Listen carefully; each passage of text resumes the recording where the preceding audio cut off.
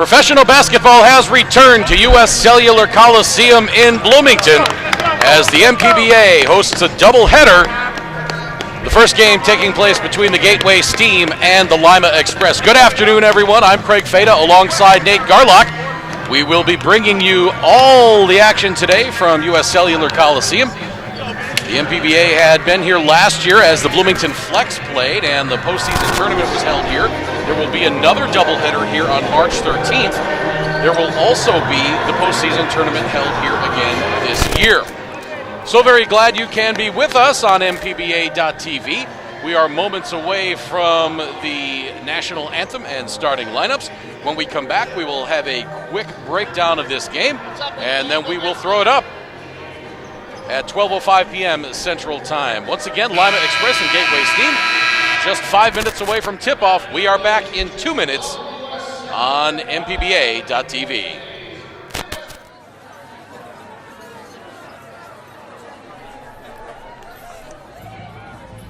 There he goes again, mixing sauces. Hot barbecue to Parmesan garlic and back again. You're not on the same page of the playbook, are you? It's time to speak up. Next time Loverboy goes to mix, set him straight. We're gonna stop mixing sauces now, okay? Thank you. Grab a seat. The game is on. Buffalo Wild Wings. Wings, spear, sport.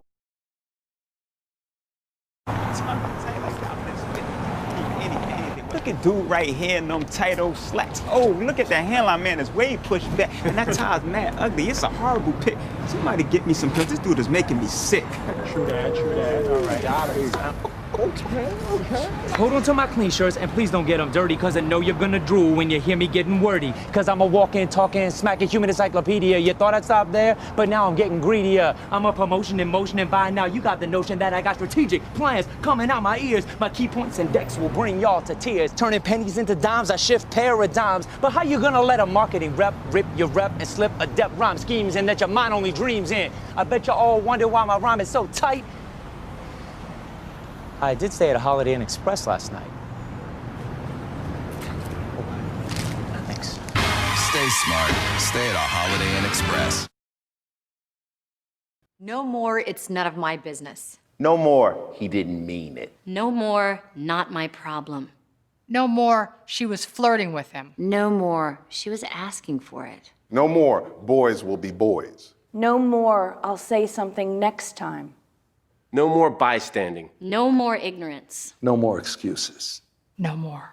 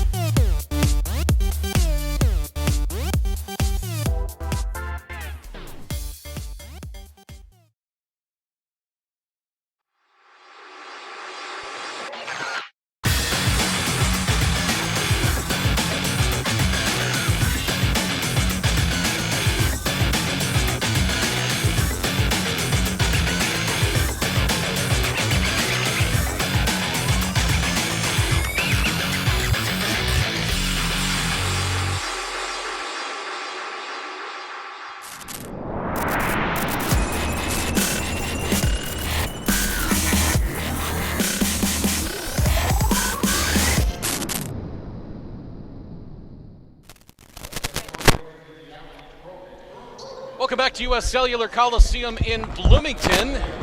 We are just a couple of minutes away from tip-off between Lima Express and the Gateway Steam. The Gateway Steam, the home team designated in this one. The Lima Express, the road team. Gateway wearing their home gray uniforms. The Steam in their road red uniforms.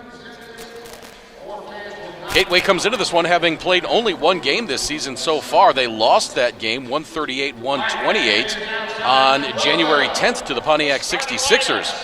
The Express come into this one. They started the season off at 0-2. They have won their last two. They are 1-1 at home and 1-1 on the road. The Express averaging 104.8 points per game offensively and 104 points per game giving up defensively. Take a look at the starting lineups. First for the visiting Express. At guard, 6 feet from the University of Northwest Ohio, number 10, Johnny Elliott. Also at guard, 6'4", 200 from South Carolina, Aiken, averaging 26.3 points per game. Number 22, Cody Ballard. Also at guard, 6'6", 215 from Ohio Northern, averaging 18 points per game heading into the weekend. Number 30, Kyle Meyer. At forward, 6'6", 205 from West Virginia State, averaging 24 points per game and 7.7 rebounds. Number 33, James Elton. And at forward, 6'8", 225 from Salem International University, number 24, David Atkinson. For the Gateway Steam, they are coached by Milton Stiff. They will start at guard, 6 feet 170 from Illinois State, making his return to Bloomington Normal, number 10, Bryant Allen. Also at guard, 6'2", 170 from Missouri Western University, averaging 27 points per game, number 25, Lonell Johnson. Also at guard, 6'4", 175 from Forest Park Community College, number 22, Nicholas Reed. At forward, 6'7", 175 from Texas Christian, averaging 17 points and 15 rebounds a game, number 40, Connell Crossland. And at center, 6'8", 180 from Emporia State, number 52, Brent Shuck. Well, Nate Garlock, you had a chance to see the Lima Express last night, and are they going to have much left in the tank for this one? Yeah, I think so. Last night was a tough game for them. They started off a little slow. Not quite sure if it was the road trip, but Mark Anderson wasn't extremely happy with his team's efforts, but were able to come away with the victory. Last night, though, was a lot of the same for them. They started off very fast. They got off to a lead, and then come out in the third quarter, and it's been a habit that they've had so far is they started very slow in those third quarters, allowed teams to get back into the game. Last night they were able to, even though they gave up the lead and actually fell behind in the second half, were able to correct those things and end up holding on for the victory. And so I would think the number one thing for Mark Anderson today and his team is to get off to a fast start, and then when they come out in that second half, find ways to hold on to leads. Just moments away from tip-off. We are so very glad you can be with us here on MPBA.TV.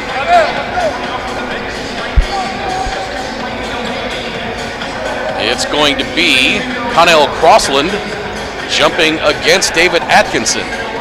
Our officials today, Dan Beecham, Jerry Middleton, and Mike Bobiak. Ball's in the air, and we are underway. The tip controlled by Lima. That's Johnny Elliott in the backcourt. Ahead to Ballard. Ballard around the screen from Helton. Ballard picks up the dribble. Now Kyle Meyer gets it poked away, and here comes Gateway. First bucket of the game by Bryant Allen, and that's a 2-0 lead for Gateway. Nice defense by the team that time, going in and keeping their hands active, getting the ball, getting the turnover without causing the foul. That's been a problem for the Express so far here in the early season, is they've caused a lot of turnovers. The number one individual responsible for that is Cody Ballard. He has 14 on the year so far, not including last night where I believe he had another 6. So they really got to clean up the turnover game. Allen, the pretty spin move. Can't get the shot to fall. Rebound to Ballard. Yes, sir. Yes, sir. Gateway showing a little pressure. Ballard to Atkinson right side. Now the feed to Meyer on the baseline. Back out to Ballard. 10 to shoot. Ballard kicking out to Atkinson. Thought about the 3. Driving. Right hand scoop layup, and that's good. David Atkinson will go to the free throw line to try to complete the 3-point play. The foul on Cody Ballard is first. Nice move that time by Atkinson to get inside. He was able to do that a couple times this year. He does a good job of moving to the basket, trying to find holes and drawing that contact. Atkinson completes the 3-point play, and it's 3-2 in favor of the Express. Now the pretty move along the baseline by Nicholas Reed doesn't fall. And the Express with the rebound. And Reed all over Ballard, and now commits the foul in the backcourt. Reed says, hey, he double dribbled. Beg your pardon, that was not a foul on Reed. They're going to say that was an 8-second violation. They didn't get it up in time. So far here in the early going, Lima's really struggled with that full court press this team's putting on. And they've had trouble so far this year when teams have stepped up that defensive pressure. They've added double teams to traps. and try to come at them pretty aggressively on the defensive end. They're going to find a way to make adjustments to that. Three-point attempt by Crossland is no good. And you have to wonder if Milton Stith is pressing because he knows that Lima is going to be a little fatigued coming into this one, having played last night. Absolutely, and it was a very hard-fought battle last night against the Swarm, so the Express are going to have to come out here and get their legs warmed up pretty quick. Elliott on the drive. Pretty change to the left hand, and he lays it in, and it's 5-2 in favor of Lima. It's going to be important that Elliott gets off to a quick start. He was held scoreless last night. They really expect a lot out of him on the offensive end, so they're going to need him to step up today and try to get back involved in the offensive game plan. And Brent Shuck travels. So Lima looking to extend the lead. 10:09 to play, first quarter, just underway, first of 3 games today in the MPBA. We've got a doubleheader here at the Coliseum, and then we've got a game taking place in Pontiac. That game tips off at 2:05 between the Groove and the 66ers. The Groove unbeaten on the season. The 66ers lost their first game to the Chicago Blues Friday night in Chicago.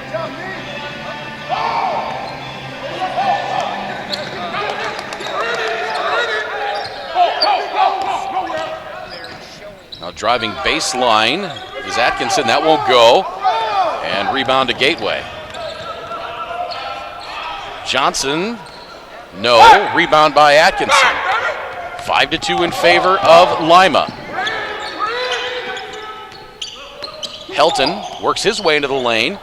Little Euro step, gets it trapped on the side of the rim. Yeah, he got caught underneath there, wasn't quite sure what to do with it, didn't have anybody to pass it to, and didn't take the greatest shot. Johnson for 3. Ties it up. This team have come out with a lot of energy. It's going to be interesting if they're going to be able to sustain this. They've been off for quite a while since their first game, so their legs should be pretty fresh, but you wonder if some of the conditioning is going to come into play since they haven't played a lot of games so far here in the early season. Ballard to Atkinson, fakes the 3, gets Shuck up in the air, now spinning, goes up, shot won't go. Rebound, that foul is going to be on Atkinson. That's his first. 9:03 to play first quarter, tied up at 5.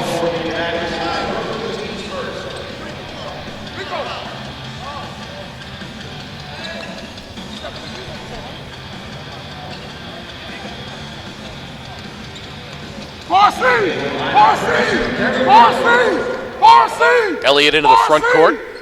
Picked up by, that's Allen, picked up by Elliott. Now Allen tried the feed in traffic along the baseline. Ball gets kicked out of bounds. It'll stay with Gateway. That's cool, that's cool. Stack 1.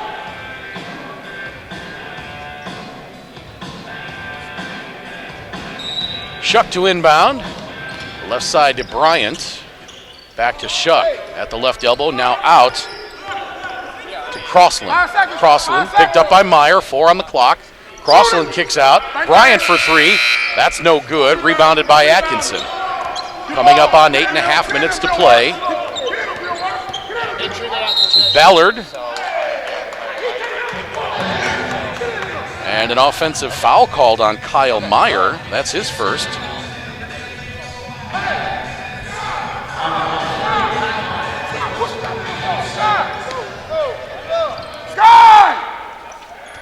Little give and go on the right side to Derek Dilworth, who's checked in. Pass up ahead to Meyer. Meyer off the glass, and that goes. That ends the scoring drought. That's what Meyer does so well. He does a great job of running the floor, getting open, getting inside, and getting to the rim. He's going to do most of his damage from the paint. Meyer's got kind of an awkward shot. I mean, he's not a classic shooter.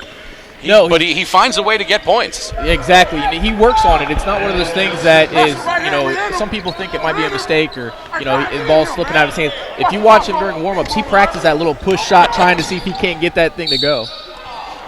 Now Elliott on the drive.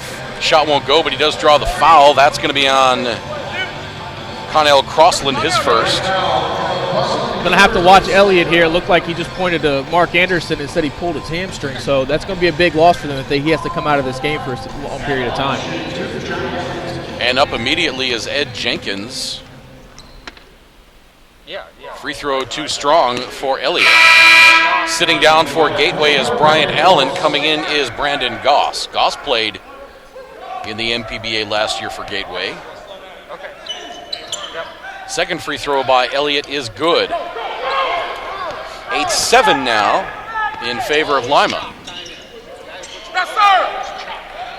And a gorgeous move by Goss, and he gives Gateway the lead back. Elliott looks to be moving all right. Maybe just thought he tweaked it, maybe a little bit of scare on his part, but it seems to be whatever was bothering him, he seemed to work out. Atkinson the step back, no, rebounded. Helton fights for it and gets it, and he goes to the floor. That's going to be a foul on Brandon Goss, his first. Nice job of staying with it for Helton that time. You know, he's second the team in points, second the team in rebounds. He kind of gets overlooked by Cody Ballard and Kyle Meyer, who seem to be the two leaders on this team. But James Helton's a huge part of this team, and they're going to need him to be very active today if they're going to want to pull out a victory. Atkinson sits down. Beg your pardon, Shuck sat down for Gateway. Now Meyer has it stolen away. No, he gets it back. Meyer with the right hand up and in. But Meyer is so strong. He doesn't quite look the part sometimes, but he's so good underneath there. He always stays with the ball. He's very tough defensive.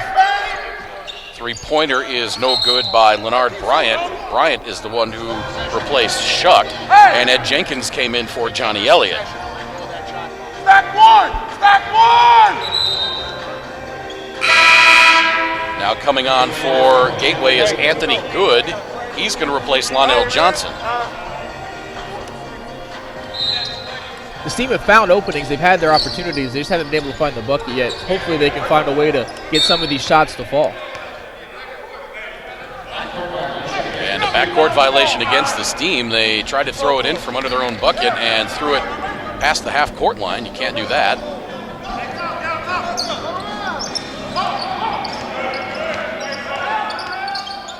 Meyer, jump hook off the glass. What a tough shot by Kyle Meyer. Nice drop stuff by Meyer that time, getting close to the basket and banking it in for the 2 points. Swing it, 4C, 4C, 4C, 4C. Yeah, sir. Three on the way is no good. Rebounded by Jenkins.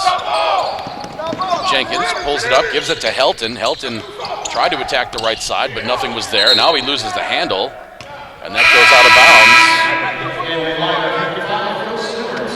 That'll be Gateway ball. Looks like this team's defensive pressure is still working, still getting after Lima, and Lima's still having a hard time trying to figure out a way to deal with it. Bryant, long jumper, no. Rebound Meyer. Ballard up ahead to Helton. Helton splits the defense but has his pocket picked. And then Bryant has his feet taken out from under him. Great defense that time, keeping their hands active, going after the ball, but making sure they didn't reach in for the foul. Denied Helton the easy layup. I believe they got the number wrong. They called it on 42, but 42 is the one who got tripped. And the foul's going to be on 22.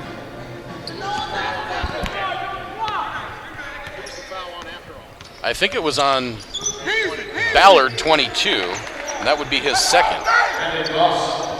Brandon Goss scores, meanwhile, making it a 1-point game, 12-11. Jenkins into the front court, out to Cross. And he's going to get fouled by Bryant. That's his first. Timeout on the floor, 5:53 to play first quarter. We are back in 1 minute on MPBA.TV.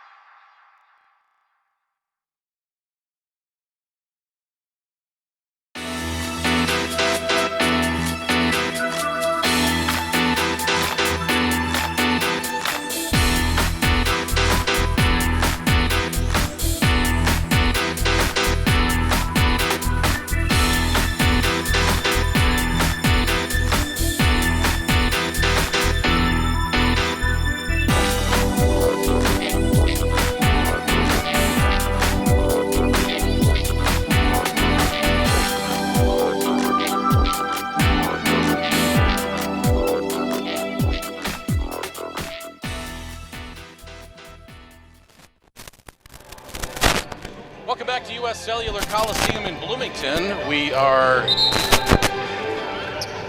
at a 12-11 lead for Lima. Been a close game so far, Nate. Neither team really able to get any distance from the other so far. Yeah, it feels like the Express have been pretty fortunate here in the early going. The team have been very active on the defensive end. They seem to have a lot more energy than Lima. Unfortunately, they haven't been getting a lot of their shots to fall down. The Express are going to find a way to deal with this defensive pressure, and the Steamer have to try to find a way to get some of these easy baskets to fall if they're going to want to try to open up this lead. Meyer trying to work on Phil Stewart and travels. Meyer's got really quick feet. He works very well under the basket. He's always moving, trying to find a right angle, trying to get under the defenders. Every now and then, though, he gets that pivot foot moving, and that time he got called for it. 3 on the way. That rattles out for Anthony Good. Now Ballard on the left wing, working on Good. He gives it up. 3 on the way. That's good. Ed Jenkins hits from 3. Nice look from Ed Jenkins that time. During the timeout, I heard the Express bench call for a trainer, so Elliott may be having some difficulty with that hamstring, and Jenkins filling in. They're going to need him to step up big. Biggest lead of the game at 4. Jenkins dishes it to Meyer. Meyer up high over the trees, can't get it to go, and the rebound by Bryant. Jenkins might have been better that time taking it himself, but he saw Meyer standing open underneath there, thought he might have had a better shot. Unfortunately, Meyer couldn't get it to fall.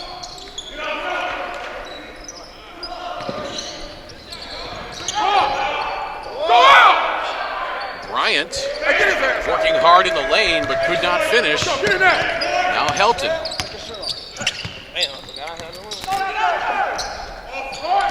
Jumper short. Cross gets it back. Now Ballard. Ballard finds his way to the lane. No continuation. And the foul is going to be on Derek Dilworth, his first.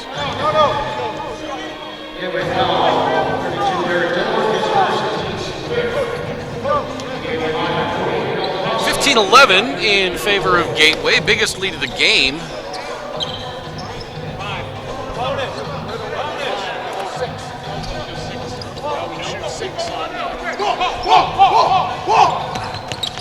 Jenkins gets past his man, goes hard to the hole.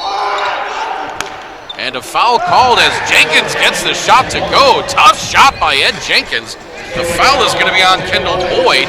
That's his first. Great job by Jenkins that time getting to the lane, maintaining control of his body going up, drawing the contact, and able to now have a chance for an and one. So the lead now 17-11 with a chance to make it 18.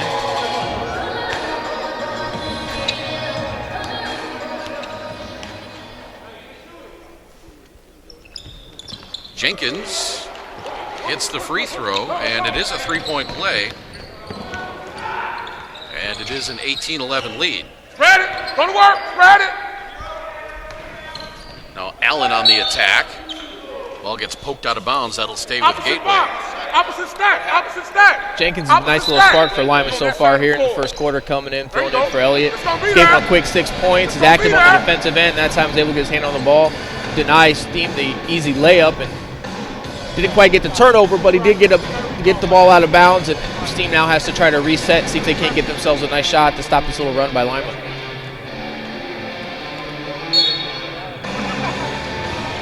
Right here! What the fuck are you doing? You can hear Milt Stith in the background, unhappy with the execution of the offense, and now the jumper by Bryant is no good. While bouncing around, Bryant gets his own board. Kick out to Johnson. Shot is no good, but ball goes out of bounds, and it'll be Lima ball. 3:50 to play first quarter. Lima with a 7-point lead. Now you got Bunton. Looks like he might be limping a little bit. He's going to come out of the game. Now he's calling off his sub, so he might be feeling all right. Might have been just a little bit of a cramp there for a second. And again, that might be an issue for Lima as they played last night. On Taylor Bunton.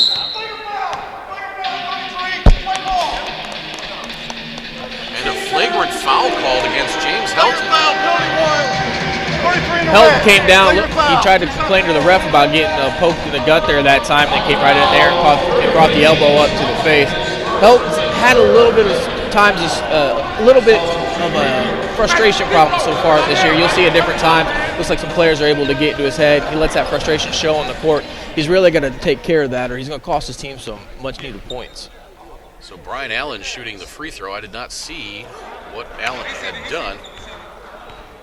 And then Brian Allen will go back to the free throw line. Mark Anderson subs out James Helton. Helton had a word with Dan Beecham after the flagrant foul as Allen misses both free throws, saying he's okay, just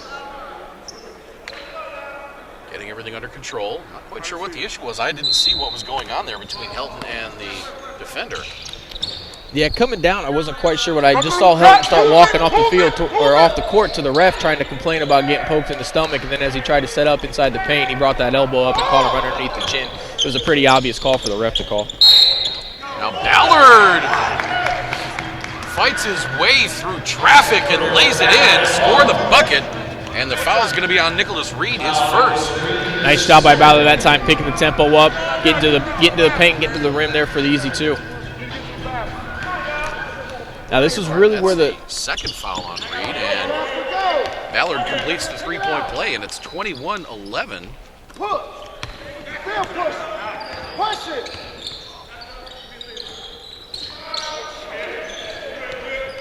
Here comes Lima again, following another Gateway miss. Ballard loses the handle. Crossland comes away with it.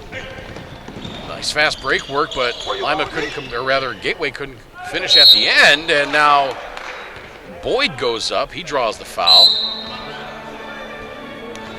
Foul is going to be on Devon Taylor Bunton, his first. And with 2:59 to play, we go to timeout. It's Lima with a 10-point lead, 21-11 at US Cellular Coliseum. We're back on MPBA.tv.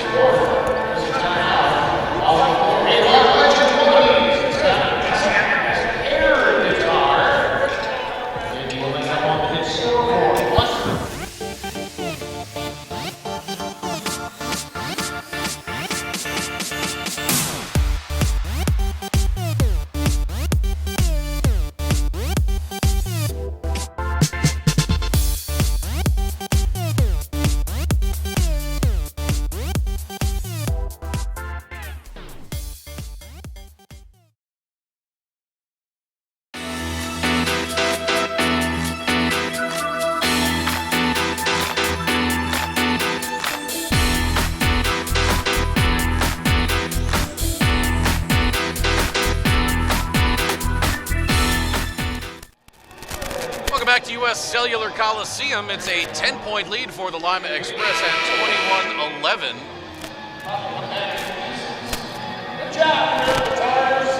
And for whatever reason, Gateway has been getting some decent looks at the bucket. They just haven't been going down, and it's been a lot of one and done for Gateway. Yeah, you wonder some of the struggles they're having on the offensive side right now with their offensive sets and trying to find the basket. Has to do with that long layoff. Like I said, we only played one game so far this year. That was way back on January 10th. It's been a while since they've been on the court. You know, you can only do so much and simulate so much in practice. You really got to get out and get the game reps. So you wonder if some of this rustiness isn't from that layoff. Boyd misses the first free throw and books the second, and that ends the drought for Gateway. And that's something a lot of people might not understand is there's a difference between practice speed and game speed. You can go as hard as you can in practice, but it's still not game speed. Yeah, you're never really going to be able to simulate it. Even in scrimmages, you know, you're playing each other, you're going 5-on-5, whatever it may be in practice, trying to get yourself game ready. But it's much different when you're out here and you're playing a different team, and everything's happening a little bit quicker and a little bit different. Three on the way from Lonell Johnson. That's good. That's a big bucket for this team there. They're able to back-to-back offensive possessions now to get down and score some points and get themselves back in this game. Leads down to 6. Jenkins loses control of it. And here comes Gateway back the other way. Alley-oop. Oh, my goodness. Connell Crossland goes up and jams that home with 2 hands on the alley-oop. And Gateway back to within 4. We're seeing some of this chemistry gel right on the fly. That time literally on the fly is able to get the alley-oop. And again, it's the turnovers that I talked about with Lima. As you see another one right there, they start getting a little bit too quick. They're not quite seeing the floor quite as well once they get these leads. That's why they can't protect it. They're turning the ball over and just ending up some points on the other end. Take it out, Miles, take it out.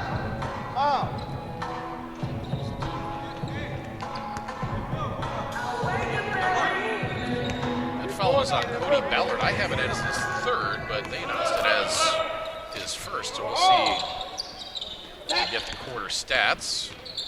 Now in the corner is Crossland. Let it fly. It's there. Long jumper, short. Rebounded by Taylor Bunton. Hey, 22. Backpedal.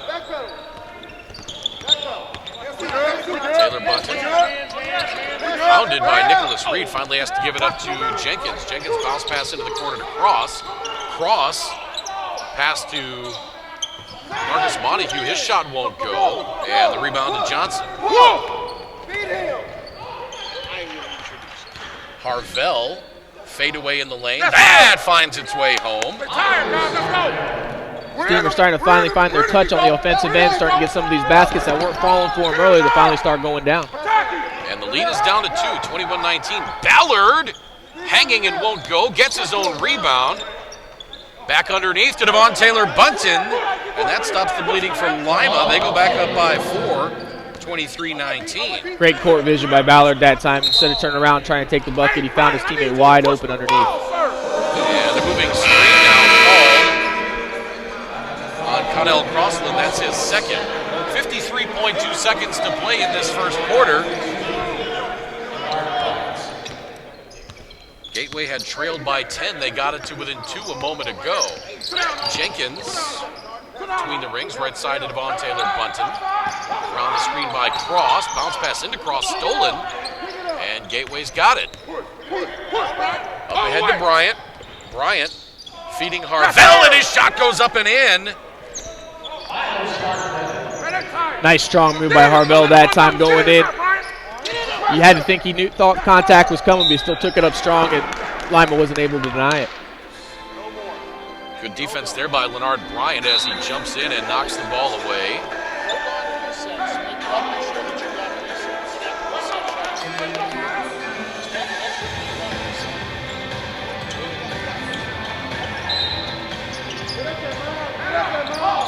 Ballard looking to inbound. Gets it to Montague. Now back out to Ballard. 10 on the shot clock. 3 on the way from Jenkins. Short. Rebound finally grabbed by Harvell. Shot clock's off. Game clock at 10. Harvell into the lane. Scoop layup with the right hand, and that's blocked by Aaron Cross. 7.5 to play. Gateway will retain possession. Great defense that time by Aaron Cross. He had a big game last night in Champaign. He's not the biggest offensive threat, but last night he put in 9 much-needed points and gave them kind of a spark when they needed it. And that time he's getting it done on the defensive end.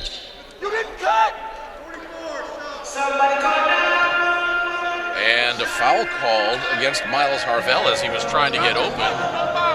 Commits the push. So 6.5 to play. Break that time for Lima. Looked like the Steamers going to be able to hold the ball and take the last shot. Now Lima has a chance to move the ball forward and see if they can't get themselves a decent look to end the quarter here.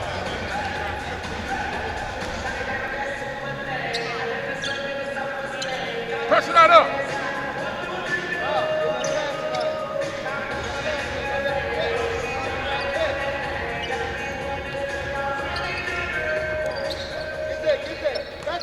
Ballard jetting up court. 3, 2, puts up the 3. Back iron, no. Rebounded by Bryant. I beg your pardon, rebounded by Crossland, and that's how the first quarter is going to end. 23-21 in favor of Lima. We're back with second quarter action in a moment on MPBA.tv.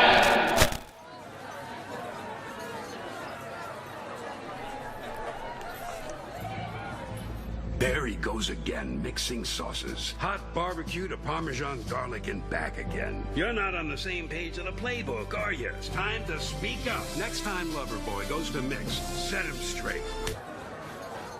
We're gonna stop mixing sauces now, okay? Thank you. Grab a seat. The game is on. Buffalo Wild Wings. Wings, beer, sports.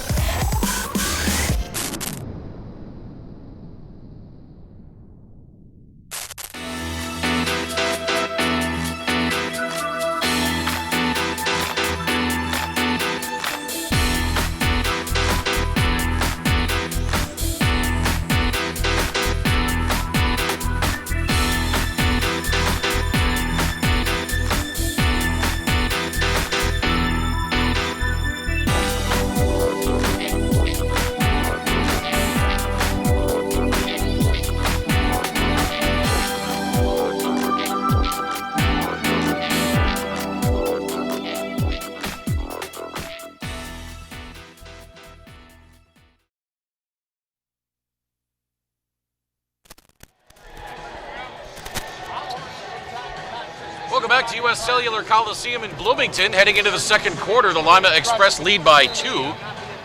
They had a lead of 10 at one point, but run by Gateway got them back to within 2 on a couple of different occasions.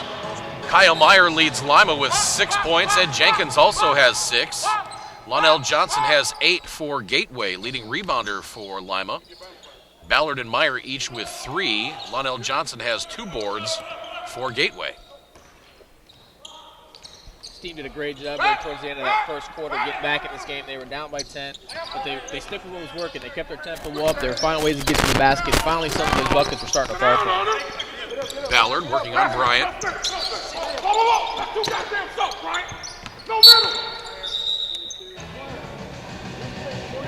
And now Leonard Bryant called for a foul. That's his second.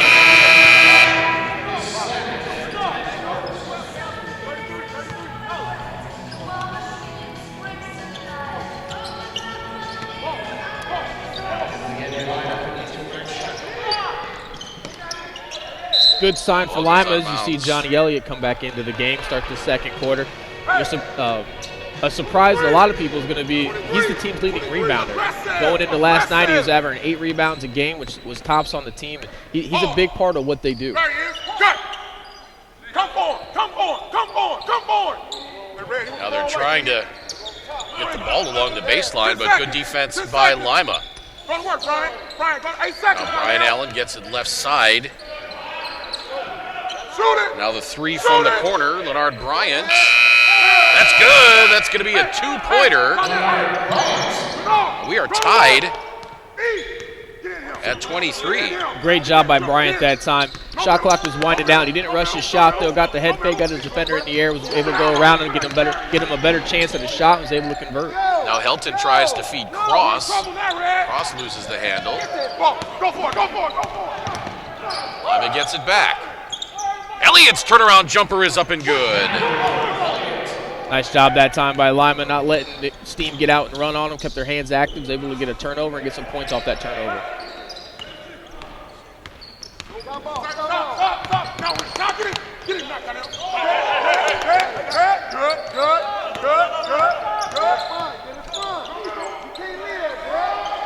Now the 3 from the corner, that's up and good for Aaron Cross. And just like that, it's a 5-point lead for Lima at 28-23. Lima's doing a much better job handling that defensive pressure than they did in the first quarter, even though they did get a turnover right there. Nice pass inside to Brent Shuck, and Shuck goes up with the left hand. Passed up a wide open 3 for the cutting big man. Always take that easier shot when you can get it.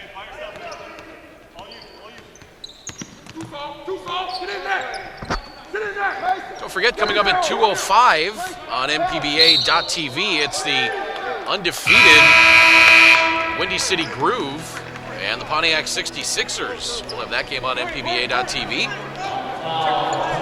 Cross trying to go baseline that time, lowered his shoulder. Steam was able to draw an offensive foul on Cross, trying to get to the bucket.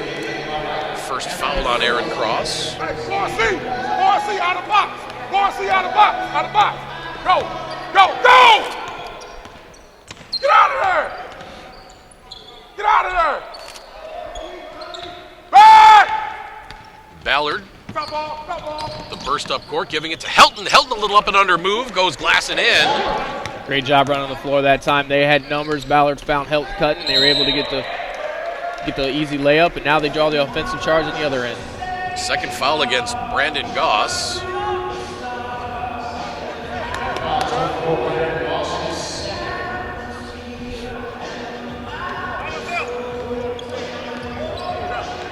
It's the first of 3 games here today on MPBA.TV.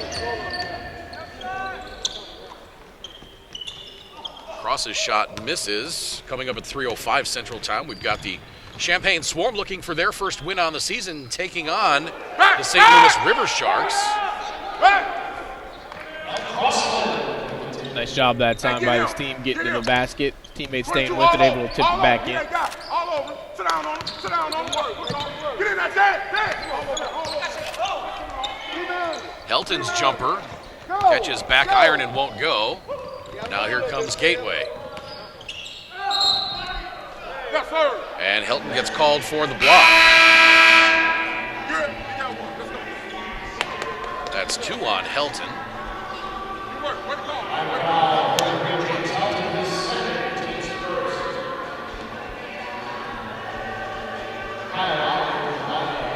Opposite stack. Opposite stack.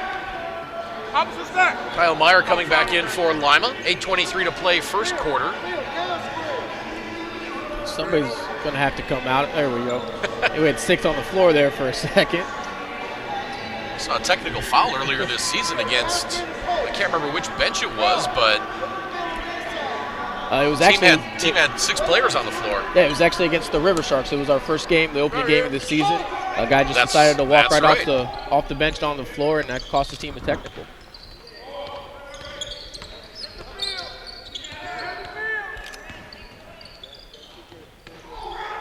Tough work there by Anthony Good. Could not get the shot to go. Now Ballard. Bounce pass inside to Meyer, and he gets tied up. That'll be a jump ball.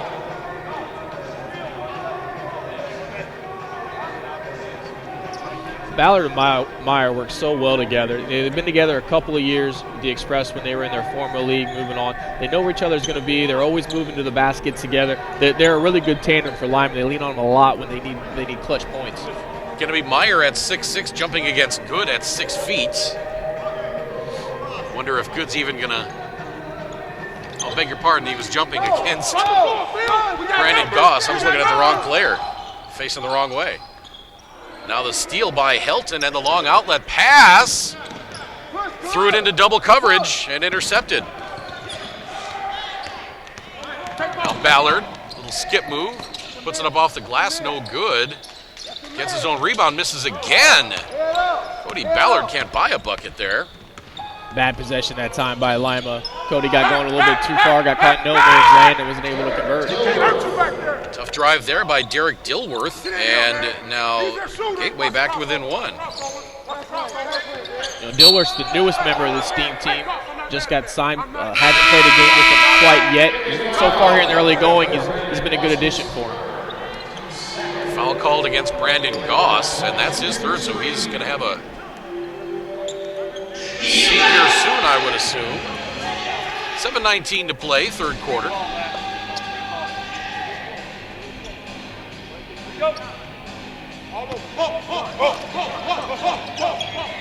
Inbound to Helton.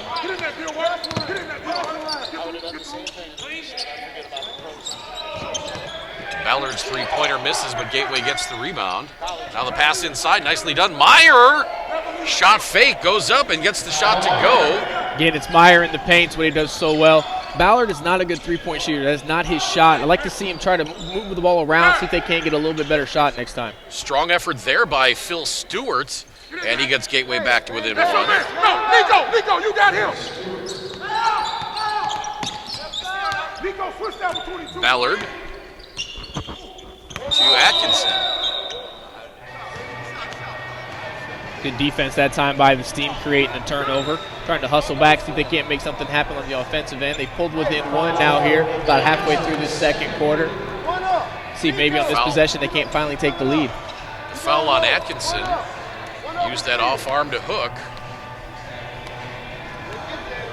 Go hard. And they find Phil Stewart underneath, and just like that, Gateway finally on top. Gateway's done a great job of stickless working for them. They didn't get away from it. They didn't get frustrated. They kept pushing, and now they finally taken the lead. Elliott answers. But that was the first lead since midway through the first quarter for Gateway. Now a 3 on the way is no good for Derek Dilworth.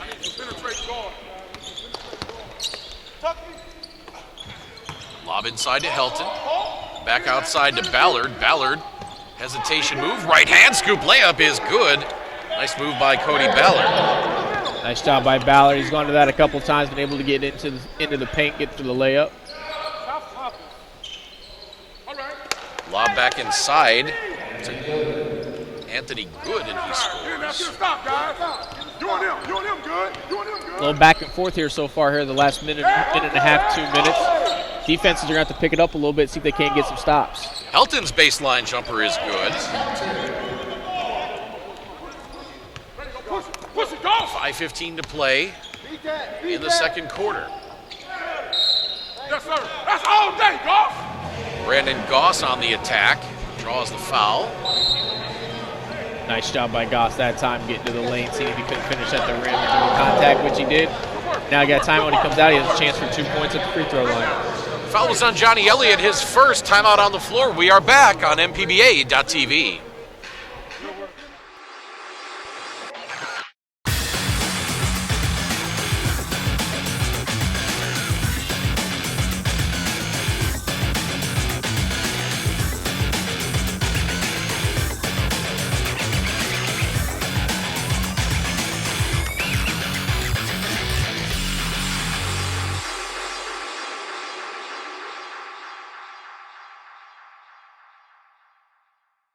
No more, it's none of my business. No more, he didn't mean it. No more, not my problem. No more, she was flirting with him. No more, she was asking for it. No more, boys will be boys. No more, I'll say something next time. No more bystanding. No more ignorance. No more excuses. No more.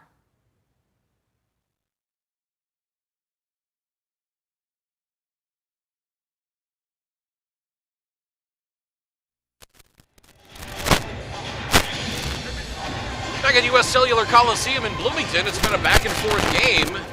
Lima has controlled most of it, but the Gateway Steam took a brief lead a moment ago, but now it's Lima back on top by 3, 38-35. Make it 38-36 as Brandon Goss hits the free throw. Guys, everybody check in before you go to the game. Goss misses the second, Helton the rebound.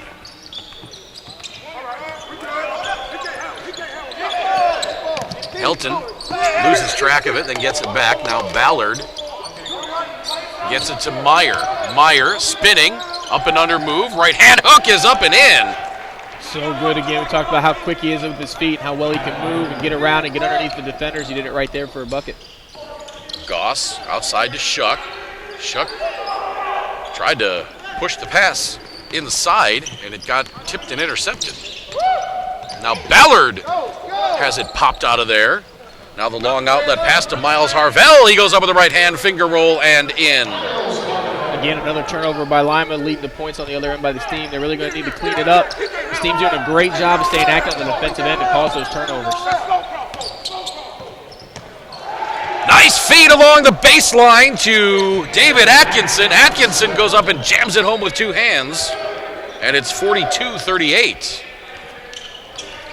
Shuck working baseline on Atkinson, kicks it out to Harvell. And Gateway's got to reset. Inside of 4 minutes to play, second quarter. Now Shuck on the outside is no good. Lead pass up ahead to Meyer. Meyer can't get the shot to go, but he's going to go to the free throw line. Foul is going to be on Miles Harvell, his second. Meyer does such a good job of moving out the ball. I can't say enough about him. He's always moving to the rim, trying to get open, see if he can't find some space to finish at the glass. His teammates do a great job of trying to find him when he's streaking on the floor like that. Free throw by Meyer is no good. Meyer on the season, a 50% free throw shooter.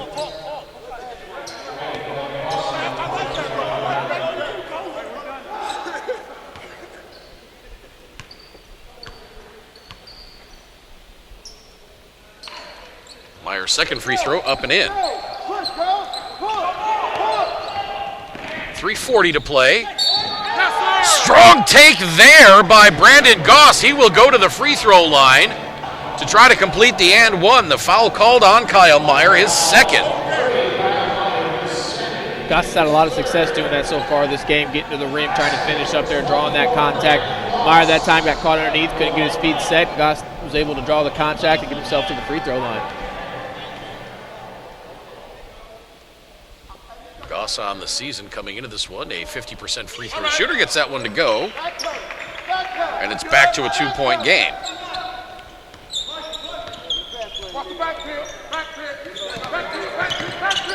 Elliott out to Ballard. Long 2, that's straight through.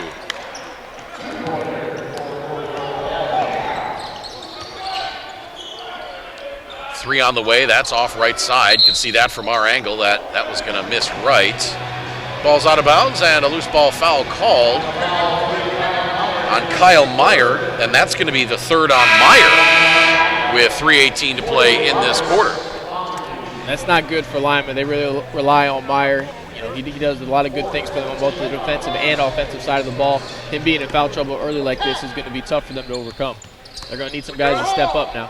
Goss outside to Crossland, and Crossland shuffles the feet. And Lima's going to get it back with a chance to extend this lead. He got a little bit too anxious that time. He was able to get Atkinson off his feet, and he had an open lane had an opening to the lane there, but unfortunately got moving before he put the ball on the floor, and the rest called him on it. Elliott just about faked himself out. Between the rings, left side now to Helton. Helton giving it up to Atkinson, backs out, launches the three, short. Rebound tipped by Montague.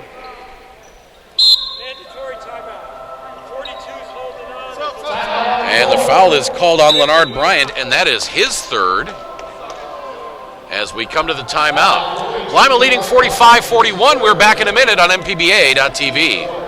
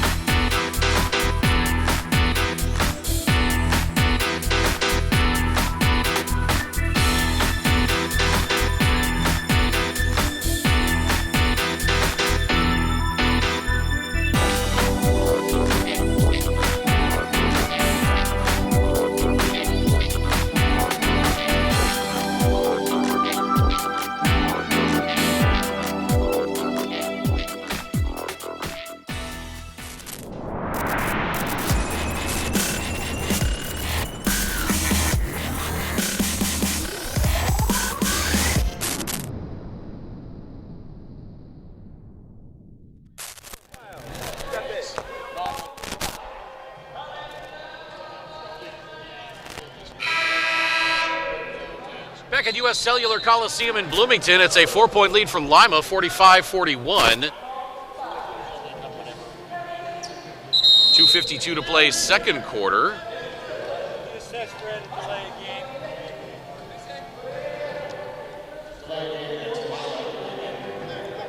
As Lima late coming out of the timeout, assessed a delay of game.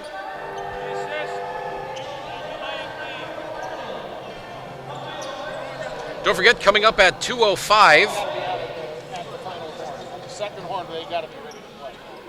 it's the Pontiac 66ers and the Windy City Groove.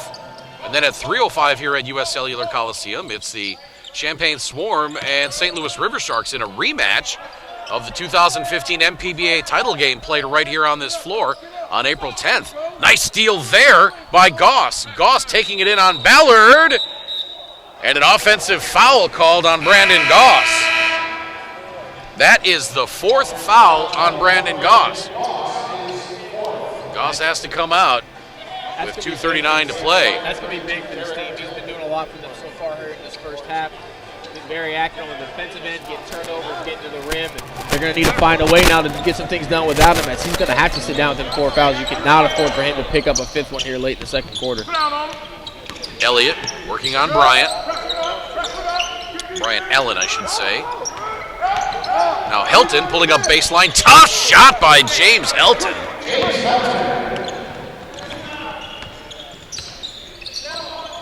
Lionel Johnson getting it to Crossland. Crossland. Awkward left-hand hook won't go. Rebound Atkinson. Ballard into the front court. Coming up on 2 minutes to play in the half. Now Atkinson attacking baseline, goes up strong to the glass, and lays it in. Great basket there by David Atkinson, and the lead is back to 8. Nice job by Atkinson there getting to the rim. You can hear his teammate Ballard yelling at him to attack, and that's exactly what he did, was able to score.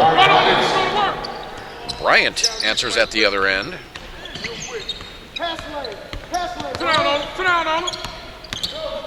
Ballard on the drive. He goes high off the glass, no. Rebounded by Brian Allen. Up ahead to Lonell Johnson. He goes up in traffic, and he's going to go to the free throw line. That foul is going to be on Johnny Elliott, his second. Elliott came down hard and awkward. Looks like he's shaking up a little bit. So they're going to get Jenkins up to get Elliott out of the game, see if they can't get him a break and get him off his knee.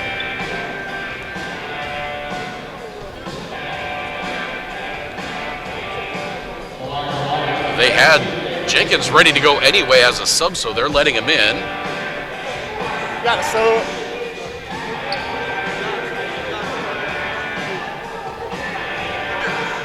And Phil Stewart getting set to check in for Gateway. Free throw rings out for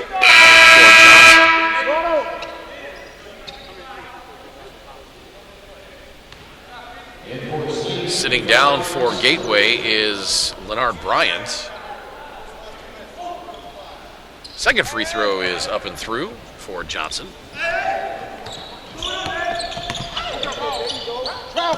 Ballard, left side, feeding Helton at the left elbow, and Helton hits again. Nice job of finding Helton trailing there that time. He was able to make it in. And a pretty acrobatic move there by Lonell Johnson. Ballard with 1:05 to play in the half. Picks up the dribble. Tries to feed Atkinson inside and does. Atkinson elevates. Wanted to dunk it, but went over the rim with two hands. It still counts for 2 points. This team have definitely picked up their energy on the defensive end. That time, a couple of lucky bounces by the Express led to that offensive possession. But I like how this team's, they're picking things up. They're keeping them hands moving. They're trying to trap Lima, picking them up at the half-court line, trying to see if they can't force some turnovers. So far, Lima's been pretty well in answering that. Let's see if they can continue.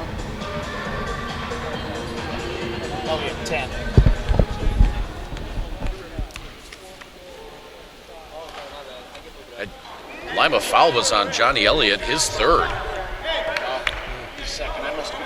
Beg your pardon, it's his second. I think they might have got the wrong number there. Johnny's still out after he went down with that injury. Yep, that's right. The foul actually was on Ed Jenkins, his first. Second free throw good, and it's 53-47. Ballard. Out to Jenkins. Quick move, Jenkins hanging in the lane, and that shot is good. Tough shot by Ed Jenkins. Nice job by Jenkins that time. Even though he's the smallest man on the court, he had no fear going in there against them big guys. Hung up there and was able to get it to fall. Allen the fadeaway.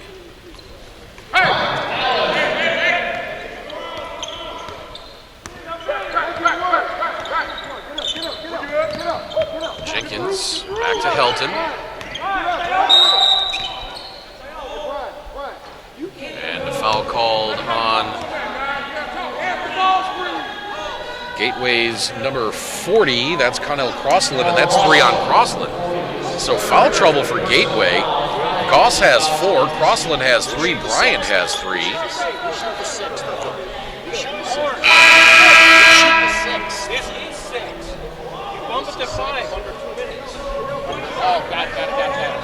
Unfortunately, what that foul also did was for the Steam, they had a chance of maybe catching the ball here, getting the ball back at the end of the quarter, holding on for that last shot by committing that foul. Now it resets the shot clock. Or no, I'm sorry, no, it did not. It looked like they originally were going to turn the shot clock off and give them a new possession, but nope, they're going to keep it at 16. 21.4 to play. Lima question doesn't, as to whether or not they were shooting on this one. They will not. And Lima doesn't need to be in a hurry. They can run 16 seconds off for this. Don't want to give the Steam a lot of time to try to get that last shot. Ballard accelerates to his right along the baseline, and it gets tipped out of bounds. It'll stay with Lima. 7 seconds left on the shot clock, 12.6 on the game clock.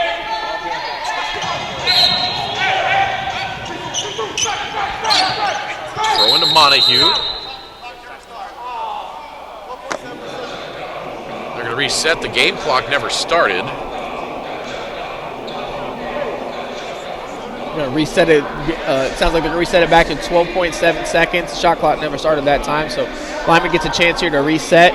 The team really needs to try to see if they can't maybe create a turnover here on this inbound pass, but they want to be careful not to foul. They cannot afford any more of their players to get fouls. They already got a couple who are in some pretty big foul trouble here in the early going. They're getting the clock straightened out. They're going to put 9.6 on the game clock, 4 on the shot clock.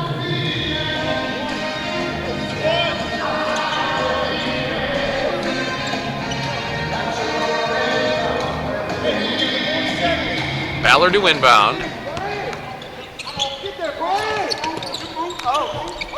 Gets it into Montague. 3, and the pass stolen by Johnson. Johnson taking it himself, goes up with the right hand and lays it in.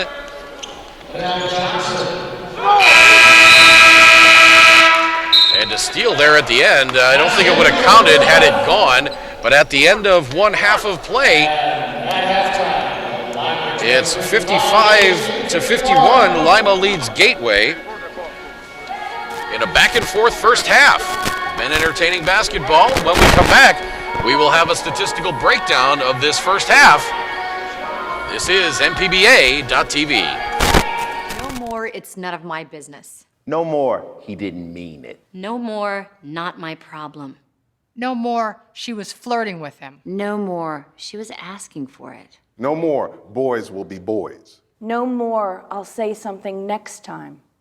No more bystanding. No more ignorance. No more excuses. No more.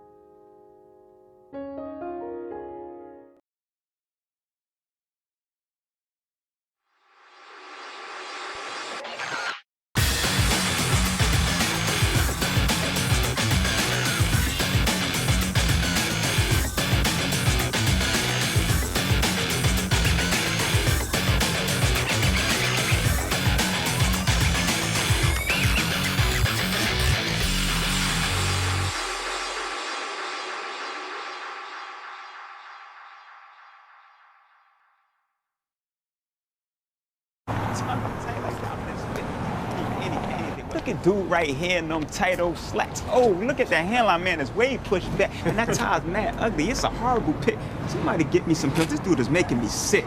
True that. All right. Got it. Okay. Hold on to my clean shirts and please don't get them dirty, cause I know you're gonna drool when you hear me getting wordy. Cause I'm a walking, talking, smacking human encyclopedia. You thought I'd stop there, but now I'm getting greedier. I'm a promotion in motion, and by now you got the notion that I got strategic plans coming out my ears. My key points and decks will bring y'all to tears. Turning pennies into dimes, I shift paradigms. But how you gonna let a marketing rep rip your rep and slip adept rhyme schemes in that your mind only dreams in? I bet you all wonder why my rhyme is so tight. I did stay at a Holiday Inn Express last night. Thanks. Stay smart. Stay at a Holiday Inn Express.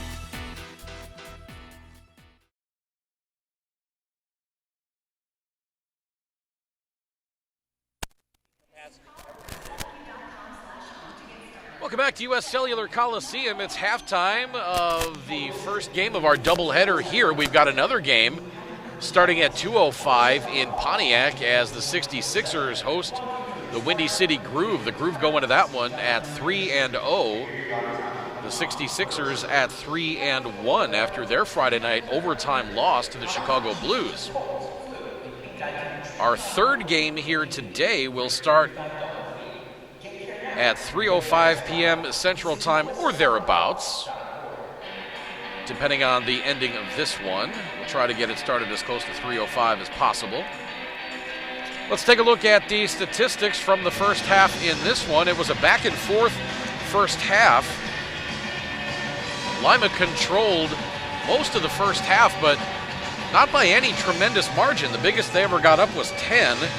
They led by 8 just a moment ago, but Gateway clawed back to within 4. Gateway actually took a lead with 6.5 minutes left in the second quarter on a Phil Stewart's shot. He hit back-to-back buckets to give the Gateway team a 33-32 lead. Lima got the lead back a possession later, and they've held it ever since. As we look at the halftime statistics, for Lima, Kyle Meyer leads in scoring with 11 points. He's 5 of 7 from the field. Atkinson with 9. Ed Jenkins and James Helton each have 8. Cody Ballard with 7. Johnny Elliott and Aaron Cross each with 5. Devon Taylor Bunton with 2. Marcus Montague played but did not score. For the Gateway team, Lonell Johnson has 13. Brandon Goss 8. Brian Allen 7. Miles Harvell 6. Phil Stewart and Leonard Bryant each with 4. Anthony Good, Connell Crossland, Derek Dilworth, Brent Shuck each with 2, and Kendall Boyd with 1. Nicholas Reed played but did not score. Leading rebounder for Lima is Cody Ballard with 7. No one on Gateway with more than 2 rebounds. And that'll about do it for the significant stats in this one. Some foul trouble, though, as we get the fouls squared away for Gateway.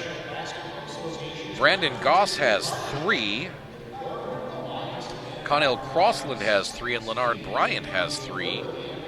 Nicholas Reed has 2. Miles Harvell has 2.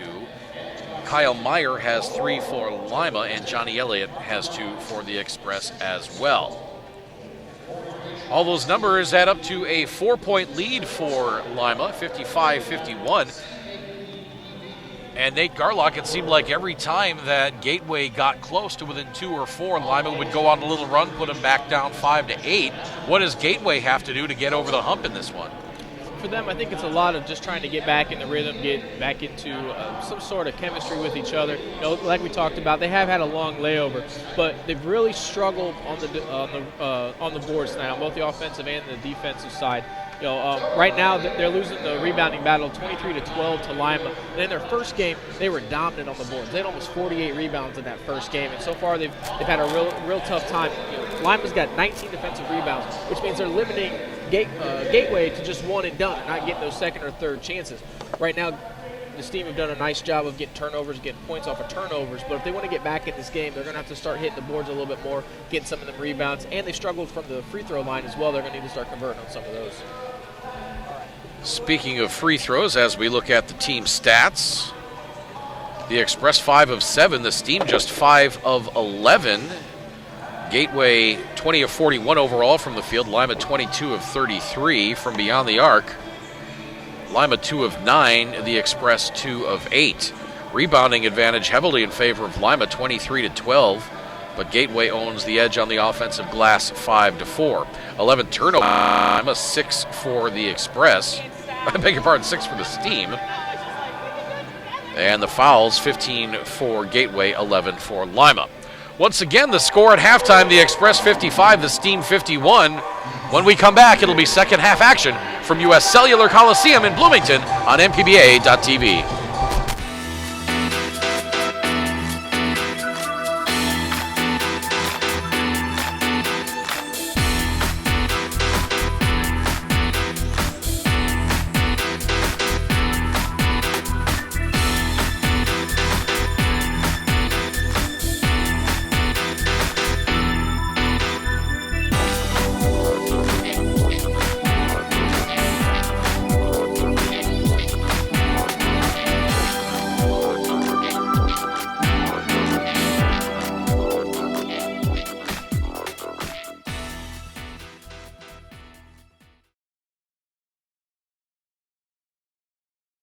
No more, it's none of my business. No more, he didn't mean it. No more, not my problem. No more, she was flirting with him. No more, she was asking for it. No more boys will be boys. No more, I'll say something next time. No more bystanding. No more ignorance. No more excuses. No more.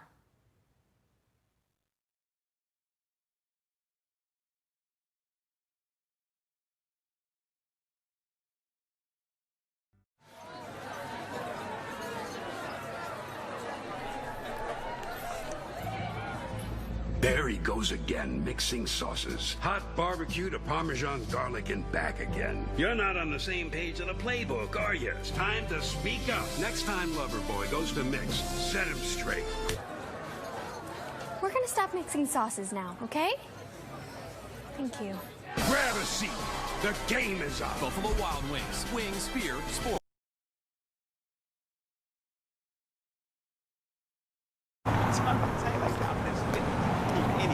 Look at dude right here in them tight old slacks. Oh, look at the hairline, man. It's way pushed back. And that tie's mad ugly. It's a horrible pick. Somebody get me some pills. This dude is making me sick. True that, true that. All right, got it. Okay. Hold on to my clean shirts and please don't get them dirty, cause I know you're gonna drool when you hear me getting wordy. Cause I'm a walking, talking, smacking human encyclopedia. You thought I'd stop there, but now I'm getting greedier. I'm a promotion in motion, and by now you got the notion that I got strategic plans coming out my ears. My key points and decks will bring y'all to tears. Turning pennies into dimes, I shift paradigms. But how you gonna let a marketing rep rip your rep and slip adept rhyme schemes and that your mind only dreams in? I bet you all wonder why my rhyme is so tight. I did stay at a Holiday Inn Express last night. Thanks. Stay smart. Stay at a Holiday Inn Express.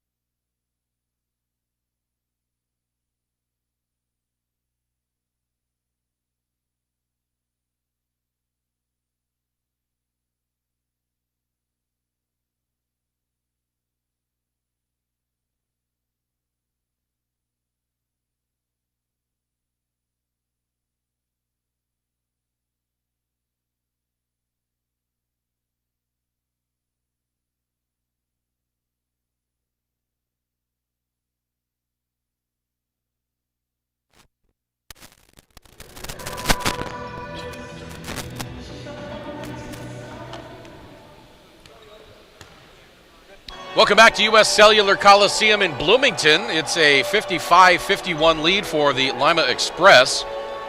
Don't forget, coming up in about 35 minutes, it's the pregame show from Pontiac as the 66ers host the Windy City Groove. Bob Miner and Tim Scott will be on the call in that one. And then at 3:05 back here at U.S. Cellular Coliseum, it's going to be the St. Louis River Sharks and the Champaign Swarm in a rematch, round 2 of the 2015 MPBA title game, won by the Champaign Swarm in come-from-behind fashion. The two teams have not met yet this season, so it'll be interesting to see how those two come out here at the Coliseum. We're back underway. And it's Gateway with the ball. Shuck for 3. That misses. I'm going to be really interested to see how Lima comes out here in this third quarter. Like we talked about in the pregame a little bit, Lima's really struggled in the third quarter, coming out after halftime, giving up leads, falling behind, and having a hard time closing out games. So it's going to be real important for them to come out and get off to a good start. For the Steam, they're going to have to come out and keep up that defensive intensity they had in that first half. They did a great job of getting after Lima, putting them in traps, getting their hands going, and creating turnovers. They're going to continue to have to do that and hopefully warm up for the 3-point line. Foul was called on Lonell Johnson. That was his first. 4 to shoot. Helton from 18. That's good. Tough shot by James Helton. Nice job. That he lost the handle on it, but he maintained his composure, regained it, was able to get off for the shot clock expired. Another pretty drive. And the bucket by Johnson.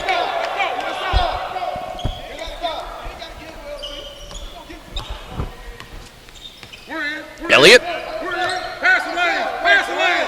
To Helton. Helton just outside the right elbow, and James Helton has opened up the second half on fire, hitting a pair of jumpers. Nice job by Hilton there. Back-to-back possessions, able to convert the 2 points in. Coming out here in the starting 5 for Lima in the second half, it's a good sign seeing Johnny Elliott come back. We saw him lead there in the first half, going down hard. Looked might have had a slight knee injury, but he looks like he's back and going strong for Lima. Reed out to Brian Allen. His long jumper won't go. Rebound for Atkinson.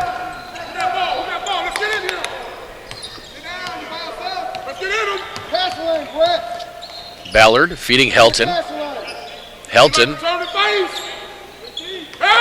turning and facing Reed. His shot won't go. Rebound by Shuck.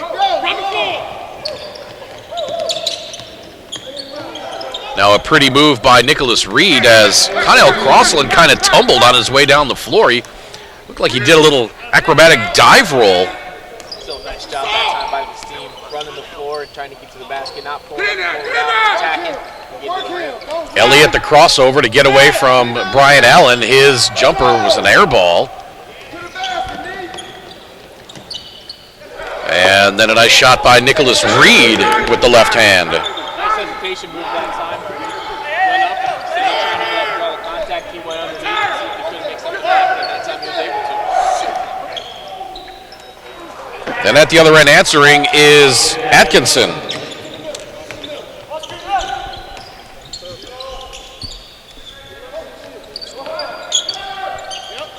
Reed giving it up. No look pass along the baseline, and that does not connect. Ballard comes away with it. Bringing it up court, right hand. And the layup by Cody Ballard. And it's back to a 6-point lead, 63-57. Boy, how many times have we seen it, Nate Garlock? The Gateway Steam getting it within 2, and all of a sudden Lima goes on a little 4 or 5 point run. Yeah, Lima's doing a good job of answering. The Steam's coming out, they're pressing, they're putting it to Lima. Lima's doing a good job of answering, though. You know, they're hanging tough, and even though they're getting some turnovers and some things might be frustrating them a little bit, they're hanging tough, and they're able to go on their own little mini runs to answer the Steam every time. Now we'll whistle away from the ball. Looks like we're having some clock issues again.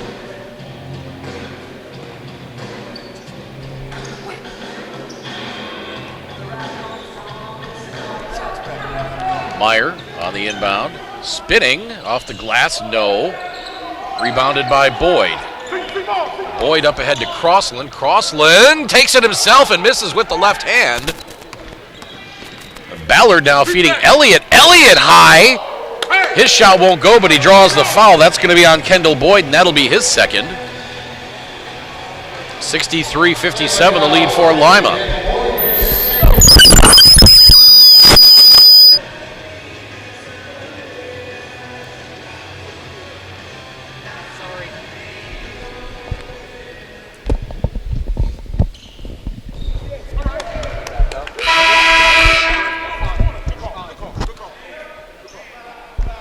Milton Stith couldn't have been too happy this last offensive possession for Steam going down. They had numbers. They tried to get to the rim, weren't able to convert, and then coming back, running the floor, Lima was able to create some contact and get to the line that time. Elliott misses both free throws. And then Gateway misses the layup at the other end. Now Ballard to his right. And he's going to get the foul on Derek Dilworth. That's his second.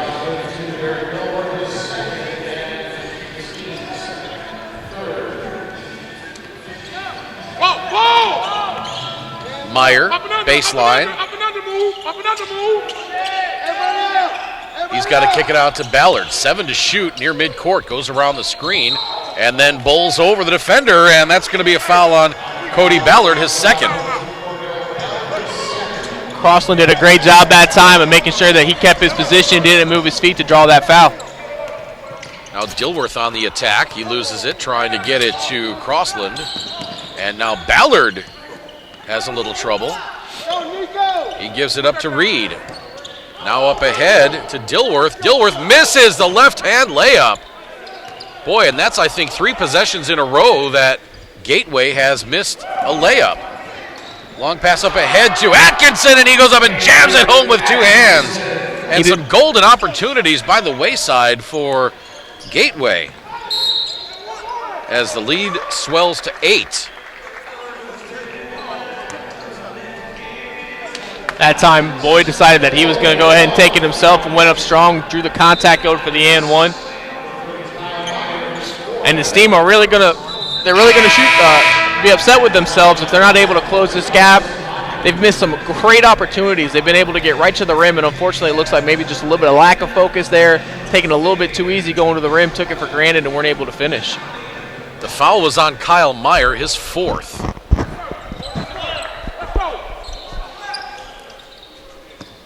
With Meyer out, Montague's going to have to come in, and they're going to really need him to step up. He's been good for him so far on the defensive end.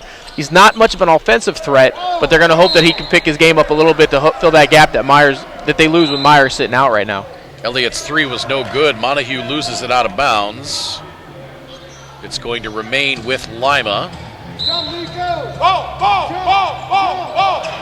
Ballard to inbound. Atkinson has it. Ballard the fadeaway in the lane. No, but there for the putback is Atkinson. That didn't go. And it goes out of bounds. It'll be Gateway ball. So nice job that time by Atkinson, moving without the ball, going around the defenders, trying to get to the rim to see if he could clean up the shot for his teammate. Unfortunately, was able to finish. And luckily for the Steam, the ball was knocked out by Lima to get the possession moving their way. Goss giving it up to Crossland. Crossland, his shot is up and in. Lead back down to 3. Elliott to Ballard, left side. Ballard tried to get it to Montague. He wasn't expecting it. Ballard ended back up with it, and now a foul before the shot. The foul is going to be on Connell Crossland, and that's his 4th. So Crossland will sit down, and Phil Stewart will come back in.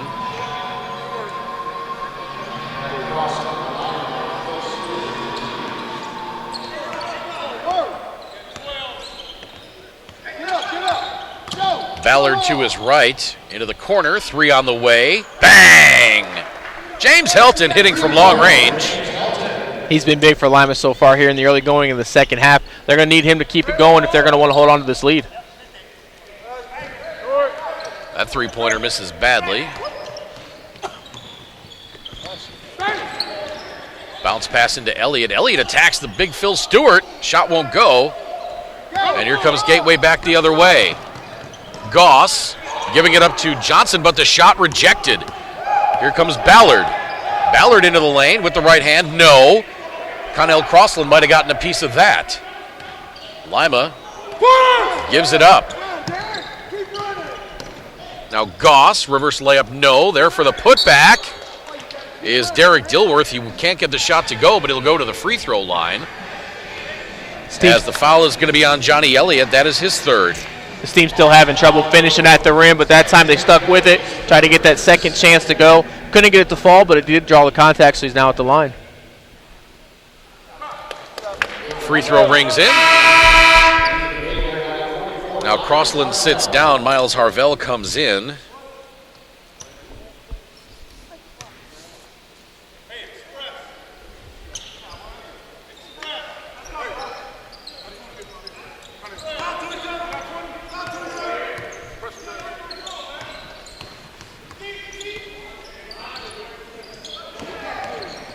Now Ballard getting it to Montague. His fadeaway won't go, but he'll go to the free throw line. That foul is going to be on Phil Stewart, and that's his first. 5:55 to play. It's a 4-point lead for Lima. We're back on MPBA.TV.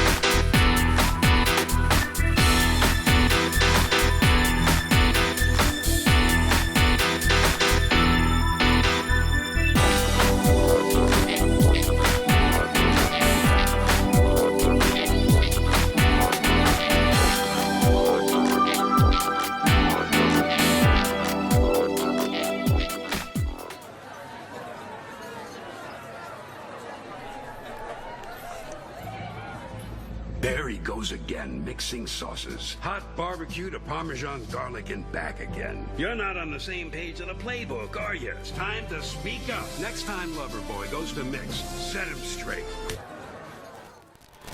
Back at U.S. Cellular Coliseum, it's a 4-point lead for the Gateway, or rather for the Lima Express over the Gateway's team with 5:55 to play in the third quarter. And again, Nate Garlog, this game has really held true to form. Lima will get out to a lead, 5 to 8 points. Gateway will come back, get to within 2, and then Gateway will fall back again, 5 to 8 points. It's been going on that way for a while as Montague hits the first free throw. And you can look at it two different ways. I mean, you can look at positives for Lima and for the Steam. You know, for Lima, every time Steam makes a run, they're able to get on their own little run to extend that lead up. But the Steam don't give up. You know, they don't get frustrated that they get close and they can't kind of finish off that little run of their own. They keep coming and they keep coming. They're going to need to do that here the rest of this third quarter and into the fourth quarter to hopefully close that gap, pull even, and see if they can't take a lead. Goss misses, and Helton on the attack. Off the glass and in.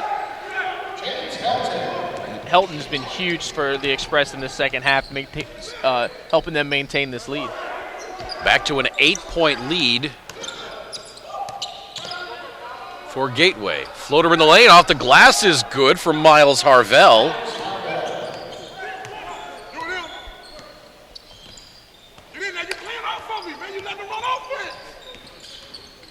Elliott gets past the defender, goes off the glass and lays it in. He got past Brandon Goss, and you could hear Milton Stith in the background saying, "You're playing off of him. That's too easy."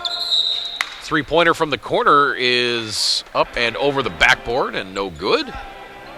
It's another one and done down on the offensive end for this team, and they're really going to need to find a ways to try to create some turnovers like they did in that first half, see if they can't get re-energized on the defensive end, see if they can't get some things going the other ways to get some fast break points here.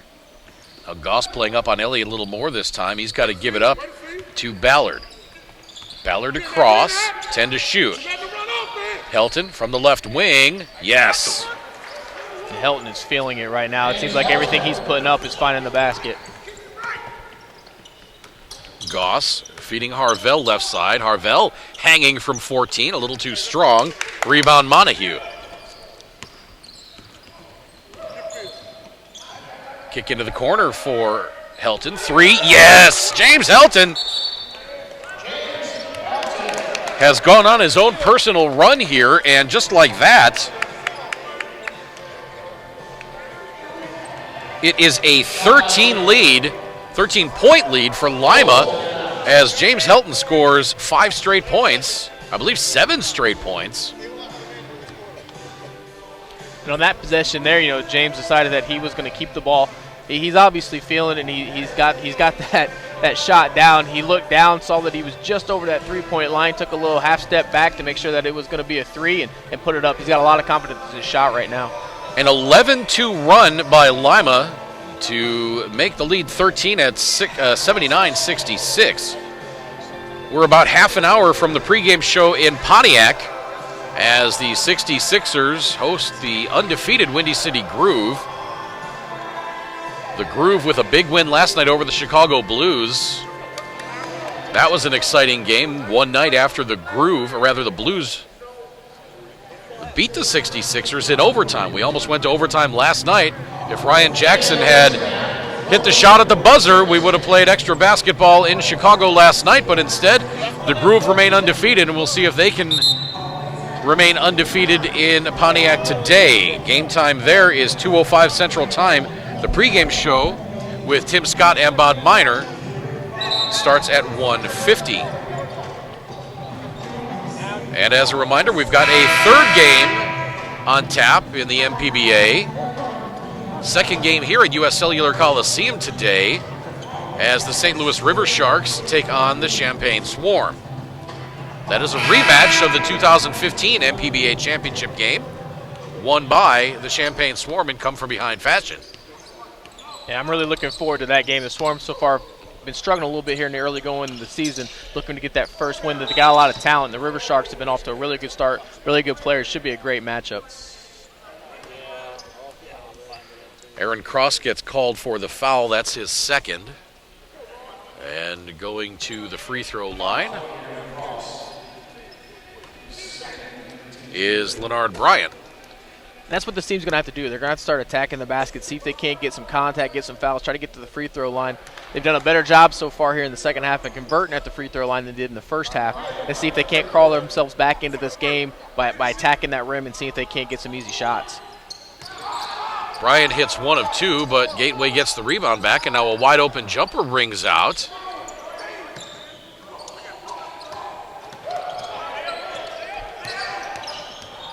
Elliott can't get the shot up, but he draws the foul. That is going to be on Miles Harvell, and that's his third. Looks like the team's going to go back to picking up that defensive pressure, trying to pick them up in the backcourt, see if they can't force some of those turnovers, get some of those shots that they weren't getting in the first half when they were successful at getting Lima to throw the ball away.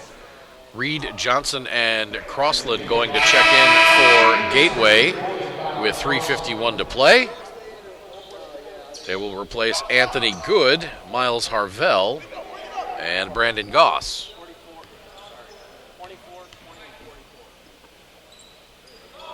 Elliott's free throw is good.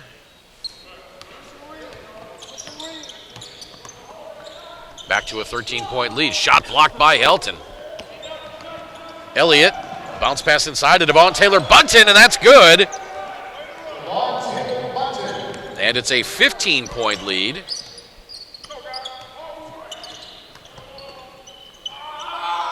Shot is good by Lonell Johnson. Marcus Montague thought he should have blocked that one. Elliott around the defense into the corner. 3 on the way. Rattling out. And controlled by Reed. Reed bounce pass ahead to Crossland. Crossland goes up and flushes it. That's when they're having their most success right now, is it seems when they're pushing the ball up the court, trying to see if they can't get the Express to slow down a little bit. They're not quite able to keep up. But just like that, Johnny Elliott answers, and he puts 2 in. Elliott pushes the lead back to 13. Reed right side, throwing it inside to Crossland. He goes up in traffic. That shot was blocked by Devon Taylor-Bunton. Cross from the baseline. No. Rebound pulled down by Dilworth. Now up ahead to Johnson. Johnson high off the glass with the left hand over the outstretched arms of James Helton. This team's picking up the pace now, and it's leading to a lot of the easy baskets in transition for him. Leads back down to 11, and Mark Anderson wants timeout. 2:21 to play, third quarter. Lima leads by 11, 84-73. We're back on MPBA.TV.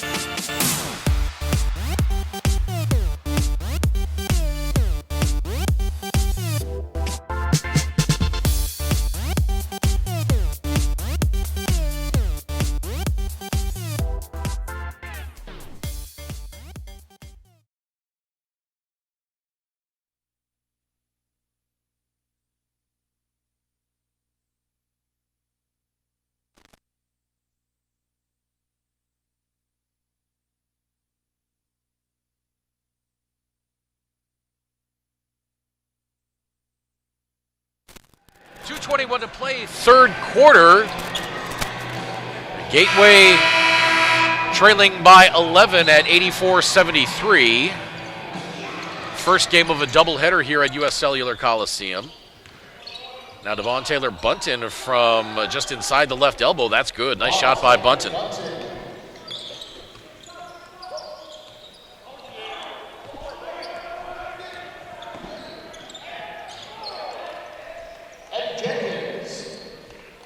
Nice job by Jenkins right there, making sure when he got to the basket that he kept some distance between himself and the defender, so he was going to be able to finish at the rim.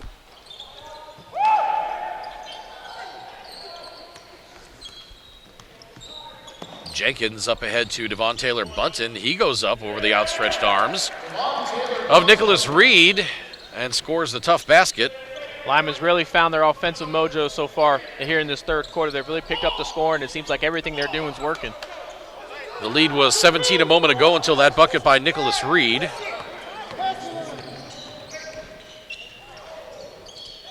Oh, Devon Taylor Bunton misses the tip dunk. And then an offensive foul. I don't know if they're going to call that offensive or loose ball. I think they're going to call that a loose ball foul on Leonard Bryant, who's fighting for the ball and shoved the Lima player to the floor. And that's 4 on Bryant as Phil Stewart gets up to check back in. I think you're seeing some frustration come out of this team now. You know, they've really been trying to stay in this game and trying to answer some of Lima's runs, and they haven't been that successful to answer this latest run that Lima has gone on. And the last trip down the floor, you could hear Cody Ballard from the bench yelling, hurry, push, push, push. They're tired, they're tired. And I think Lima's trying to take advantage of some of that. Ballard's free throw is good, and you would think that the Steam would be the fresher team instead of the Express. I think Lima it might having go back, played last night. I think it might go back to what we were talking about a little bit earlier, was when we were talking about you can't really replicate, you know, gameplay and game speed, and you know, with the Steam with the layoff, even though they should be fresh, it's hard to kind of get into game shape. There's definitely a big difference between practice and game shape, and I think the Steam's finding that out right now as we here push late into this game. Ballard hits both free throws, and it's back to a 17-point edge. Johnson kicks it out to Stewart. He pops from 19, misses that. Jenkins the rebound. Up ahead to Devon Taylor Bunton for 3. Air ball by Devon Taylor Bunton. Johnson, 2-on-2. He's going to attack both defenders. Ill-advised shot there, but he does draw the foul. That is going to be on Devon Taylor Bunton, and that's his second. It's a little bit of redemption that time. He went in and kind of got himself caught in no man's land right there in the middle. Wasn't able to convert on the reverse layup, but he was able to get his own rebound, get back up, and draw the contact. Johnson connects on the first free throw.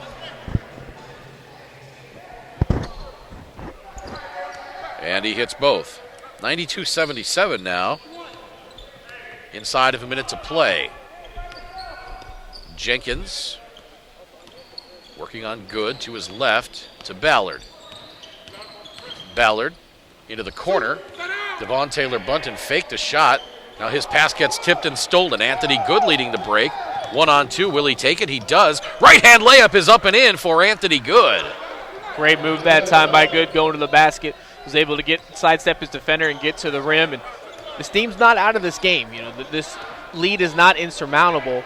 They just got to make sure that they're making good decisions with the basketball on the offensive side. They're not forcing anything. Devon Taylor-Bunton misses the three. Gateway will have the last possession of this third quarter. Game clock now at 4. And Marcus Montague gets called for the foul. That's his first. He was not happy with that call at all. He thought it might have been a little acting job there on the Steam player, but you can see he got his hands up and almost up around the neck area, which is a dangerous place to have your have your hands when he's trying to move to the basket. It was a good call by the ref there. Good's free throw is in. So the lead down to 12.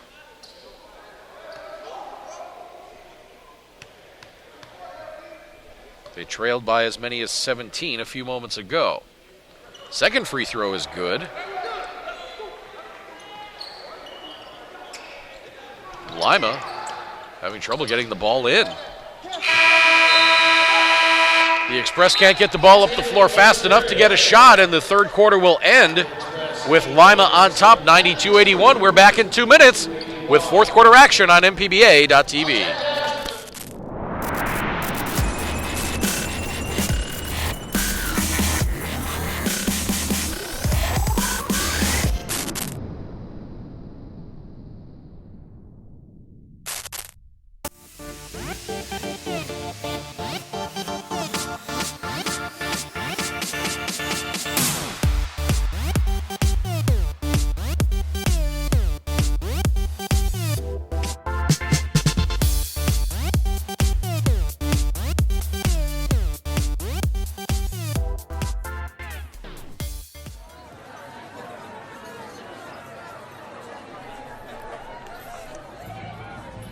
There he goes again, mixing sauces. Hot barbecue to Parmesan garlic and back again. You're not on the same page of the playbook, are you? It's time to speak up. Next time Loverboy goes to mix, set him straight. We're gonna stop mixing sauces now, okay? Thank you. Grab a seat. The game is on. Buffalo Wild Wings. Wings, beer, sport.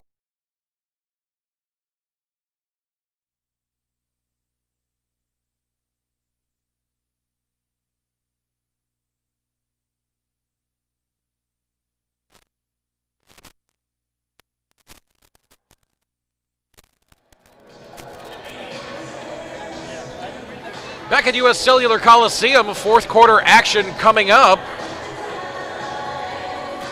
Gateway has whittled this lead down to 11 from 17 just a few moments ago.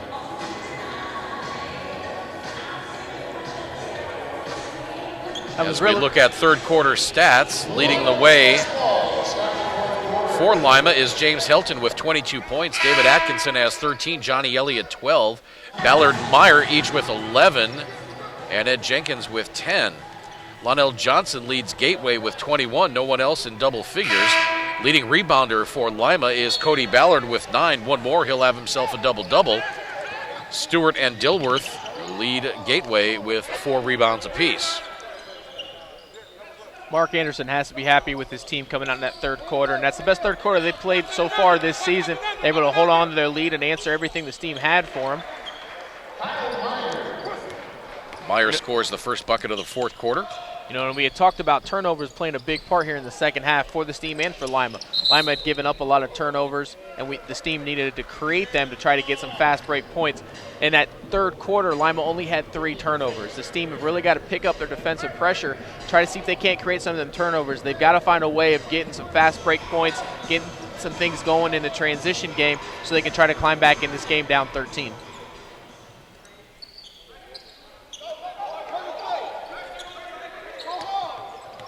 Good. Lobbing it to Stewart inside. Ball gets poked out of there. Now Johnson baseline, nothing there. Back to Stewart. 10 to shoot.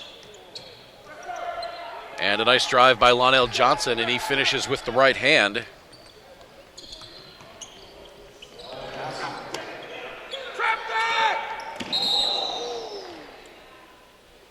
Coles went down hard that time. Yeah, he sure did. He pops right back up, though.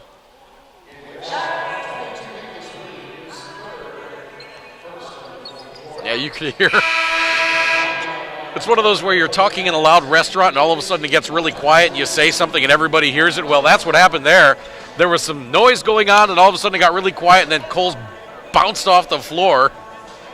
Yeah, good to see him pop up like that, but that was definitely a hard fall. I think everybody in the Coliseum was a little bit concerned for him there for a minute, but he popped right back up, and luckily, no long-term damage there for Coles or for the Express. Even the Champaign Swarm players watching the game in the background, they all kind of cringed when they saw that. There was kind of the group, ooh, because they've all done that at some point.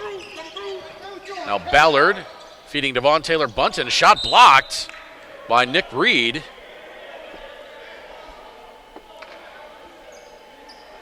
A little discussion going on whose ball it's going to be. It was a great block by Reed that time, getting up and make sure he was denying the Express the basket. Did a great job getting his hands up without causing the foul.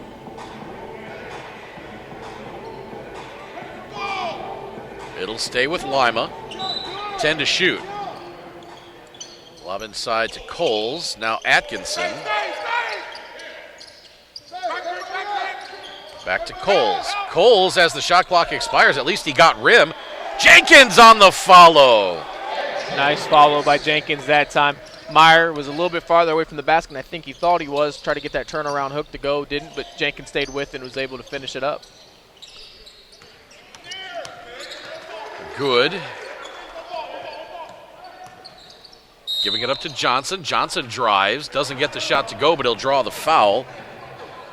That foul is going to be on Cody Ballard, his third. That's what the team need to keep doing. They need to keep attacking the rim, trying to see if they can't get layups, try to get these and one situations, or at least get to the line to shoot two. Now it's going to be important that they convert on these free throws when they are at the line. That time they were able to get the first one to fall. Second one goes down as well.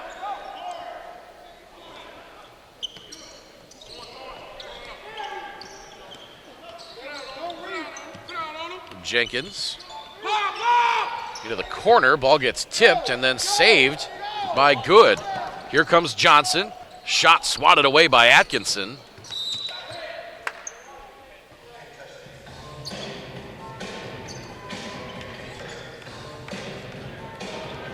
Team lost control of it there on the baseline. The Express going to be able to bring it back up now on the offensive side of the ball.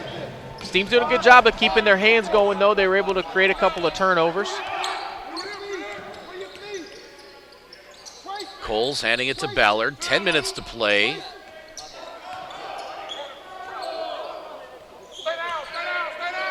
Jumper on the outside by Devon Taylor Bunton. Pretty looking shot there. He's had a couple of big baskets so far in the second half.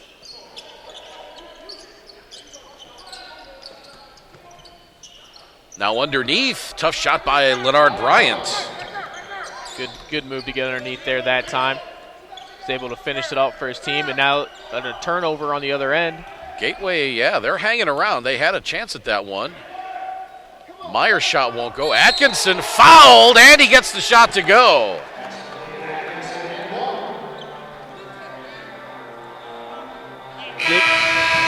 The Express have done a good job tonight from the free throw line, but they haven't been a great free throw shooting team. Last night going into the fourth quarter, they were only shooting 38%. They made some clutch free throws towards the end of the game there that brought their percentage up to 52% for the game. But Mark Anderson wasn't happy with his team from the line, and it's going to be important for them here in this fourth quarter to make sure they're converting. The foul was called on Kendall Boyd. That's his third. He had a seat following the foul. Oh, and an acrobatic shot there by Anthony Good. Pretty move by Good in the lane, make sure he's able to finish at the rim for his team.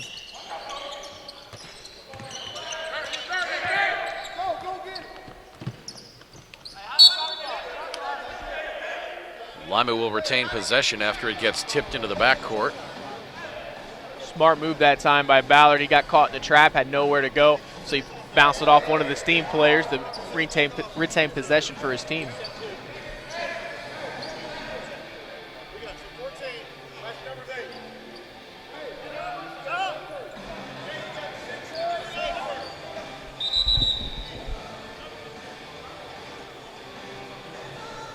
Now Brandon Goss comes in for Lonell Johnson.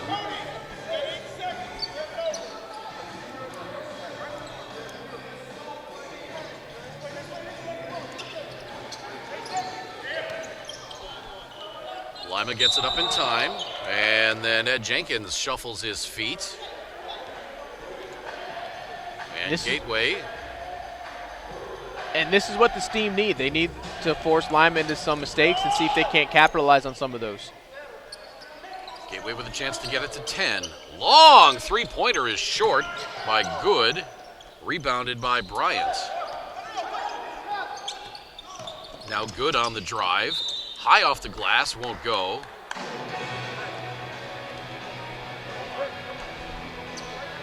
We talked a little bit. Foul's going to be on Ed Jenkins, his second. We talked a little bit about the rebounding game for the Steam and how wide that gap was that Lima had on them. That time down the floor, you saw the Steam get the offensive rebound, give themselves a second opportunity. And even though they weren't able to get the 2 points, they were able to draw the contact and get to the line.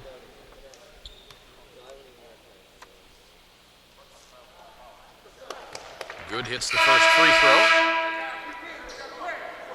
Now Goss sits down and Brent Shuck comes back in.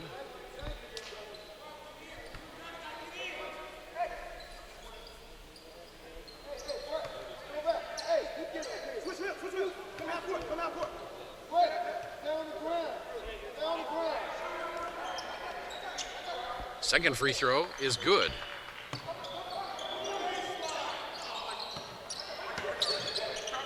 Lead down to 10. Atkinson trapped. Gets it back to Elliott. Now Helton. Ballard has it now. High right side. Shot clock at 10. Ballard on the drive. Right hand up and in. Nice move that time by Ballard, trying to move the offensive players around, see if he couldn't get what he wanted. He found it, was able to move around in the lane and score.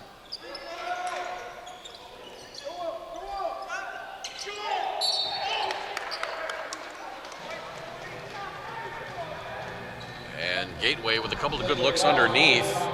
Crossland commits the foul. That's his fifth.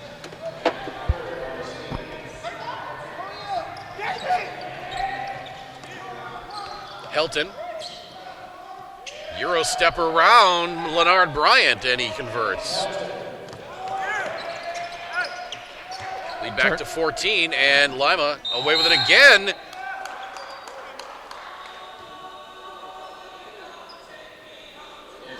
Foul is going to be on Brent Shuck. And this team need to slow down a little bit. They're getting a little bit in a hurry, getting a little bit ahead of themselves, starting to throw the ball away a little bit. They're not out of this game. There's still plenty of time for them to make a comeback and be able to get back in this game, but they're going to have to clean some things up in order to do it. Helton really starting to rack up the points in this one.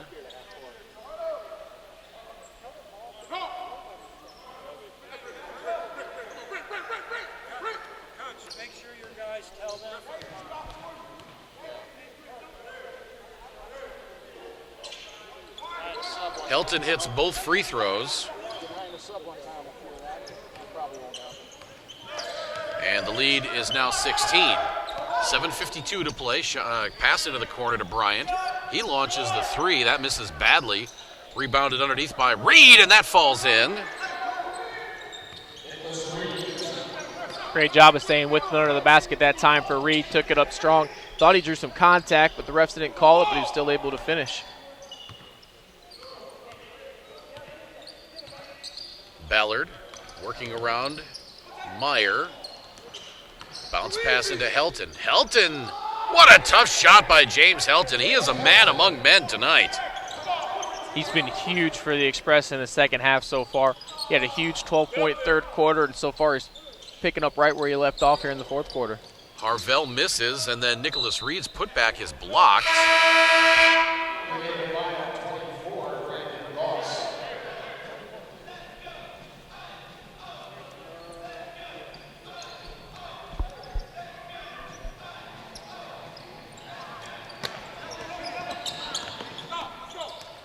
Coming up on 7 minutes to play.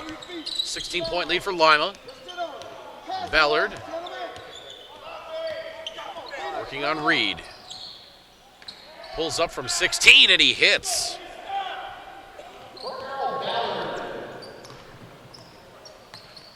Right now for Lima, there's not a whole lot that's not working for him on both the offensive and defensive side of the ball. Leonard Bryant couldn't connect, and it's the biggest lead of the game for Lima at 18 points. And now getting called for the foul is Nicholas Reed. That's his third.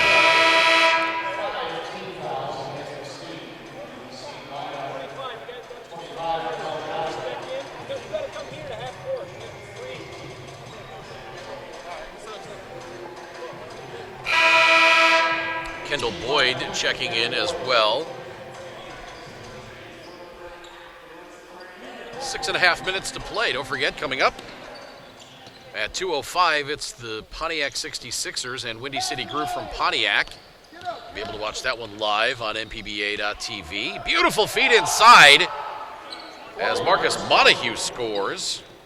Nice job. It's a 20-point lead. Nice job by Montague that time of getting to the rim. And, you know, like we mentioned earlier, he is the newest member of this Express team, and they are expecting big things out of him. He's done really well for them so far on the defensive side, being somebody that can go and get rebounds for him, and they're hoping that he can start picking up the offensive game a little bit. If so, they're going to be a very, very dangerous and deep team. And coming up at 3:05 or thereabouts here at U.S. Cellular Coliseum, it's going to be the St. Louis River Sharks and Champaign Swarm. Round 2. It's a rematch of the 2015 MPBA title game. It was on this floor.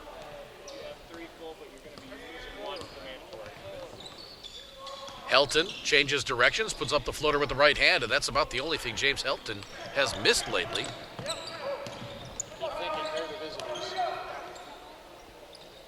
That shot, I think, got partially blocked by Montague, but Crossland follows it and gets the second effort to go.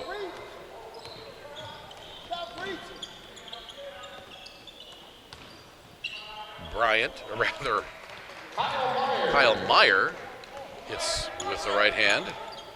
Meyer's been pretty quiet here in the second half. He's been really limited by foul trouble that he got into early in that first half. And there's a timeout. Meyer blocks that one, ball out of bounds, and we've come to the mandatory timeout. 5:17 to play, fourth quarter. Lima leading 115-95. We're back in a minute on mpba.tv.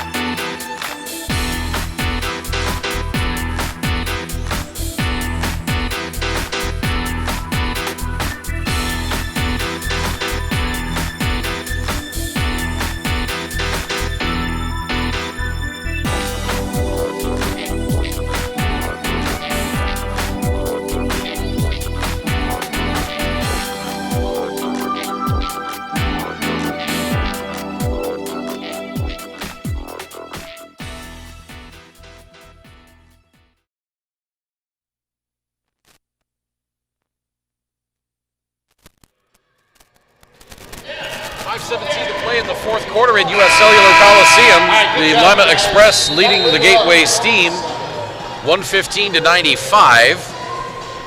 Lima looking to get above 500 for the first time this season. Gateway looking for its first win on the season in 2 games.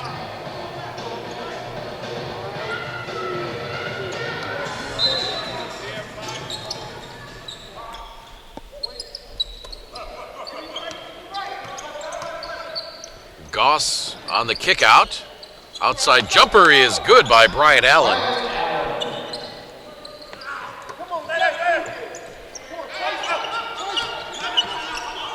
Montague ahead to Elliott. Into the corner. Helton thought about the three. Back to Montague. Lima resets. 7 to shoot. Helton, the ISO on Connell Crossland.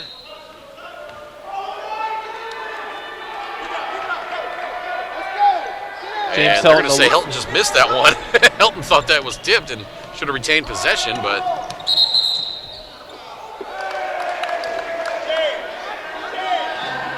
and an offensive foul called on Connell Crossland, and that should be his 6th. You can hear Mark Anderson getting after Helton a little bit, telling him he needs to calm down and make sure he keeps his emotions in check. Last thing they want is for him to pick up another technical. So Connell Crossland will sit down for the remainder of this one, having drawn his 6th foul. Anthony Good replaces him, so Milton Stith goes small in replacing Crossland. Meyer's shot is blocked. Team's still playing hard. They're not out of this game yet, and they know it. They just need to start getting some of these buckets to fall for them. Lonell Johnson inside to Allen. Allen's 7-foot fadeaway barely ticks off the front iron, and Lima comes away with it. Coming up on 4 minutes to play, 18-point lead for the Express. Cody Ballard misses the layup, taking it against 3 defenders. Now Goss ahead to Johnson, and Johnson with a right-hand layup. Great job by this team that time of running the floor. They had numbers, they knew it, kept their heads up, found the open man underneath the basket for the easy layup. Elliott takes it against a pair of defenders and draws the block. That is going to be on Anthony Good, and that'll be his first foul.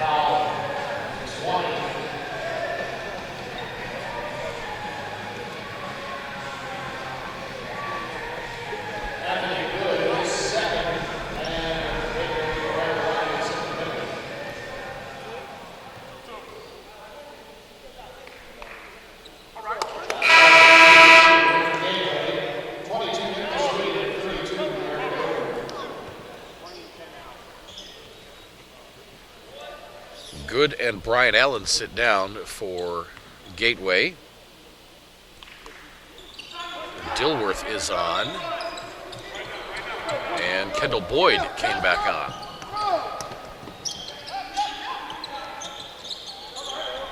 Nice shot there by Nicholas Reed.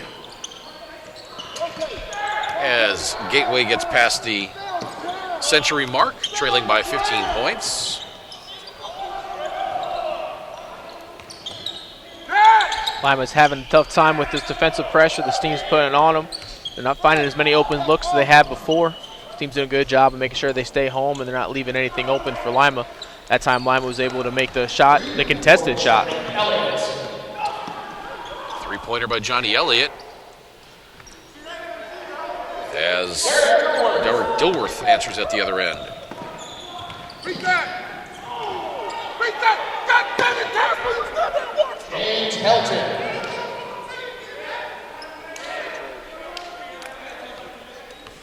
Helton scores again.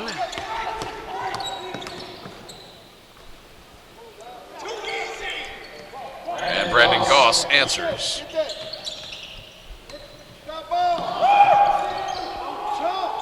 Elliott getting it to Meyer underneath. Meyer, I think Meyer wanted to dunk that, but at this stage of the game might not have had the ups for it. I think he realized about halfway up he wasn't going to quite be able to do it. It looks like this team might be getting a little tired right now. I think so. Timeout on the floor, our last mandatory one of the game, 2:21 to play. It's a 123-105 lead for Lima. We're back in a minute on MPBA.TV.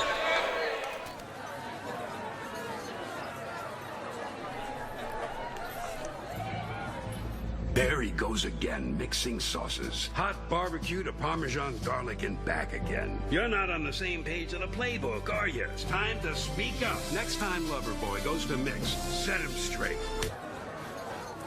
We're gonna stop mixing sauces now, okay? Thank you. Grab a seat. The game is on. Buffalo Wild Wings. Wings, beer, sport.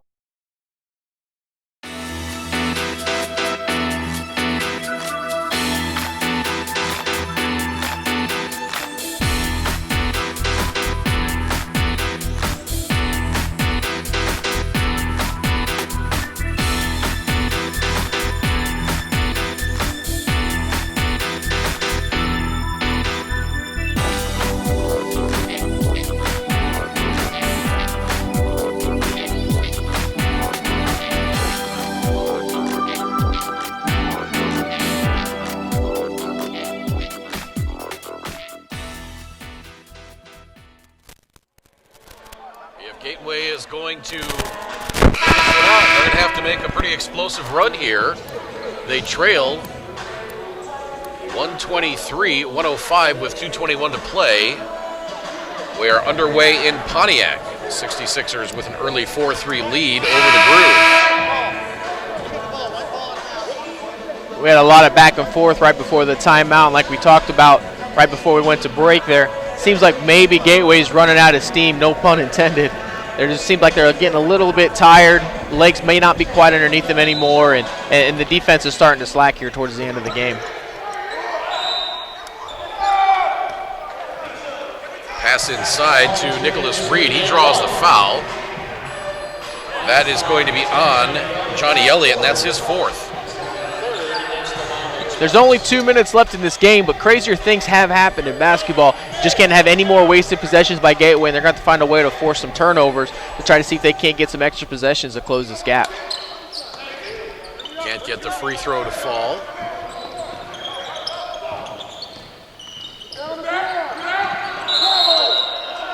And now a timeout called as Ed Jenkins gets trapped along the sideline. It's a 20, so we'll keep it here. I'd like to remind you that coming up at 3:05 Central Time, it's going to be the St. Louis River Sharks and Champaign Swarm on MPBA.TV. Open a couple of browser windows, put them side by side. You can watch the Pontiac 66ers and Windy City Groove and River Sharks and Swarm at the same time. Put it through your smart TV, and it'll be even better.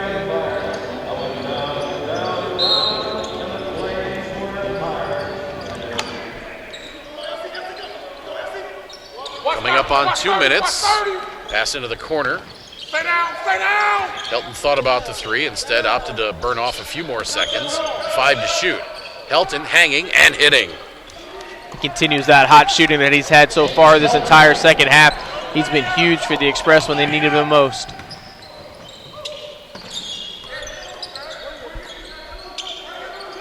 Good thought about the three. Lonell Johnson launches the three and hits.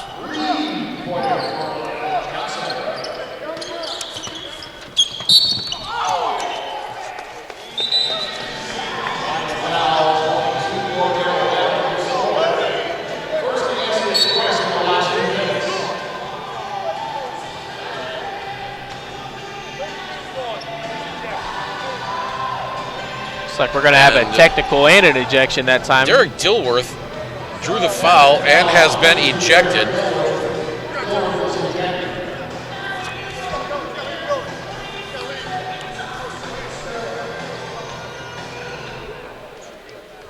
Not quite sure what was said, but... Well, he wasn't backing off. He was told to back off from after the foul, and he wouldn't.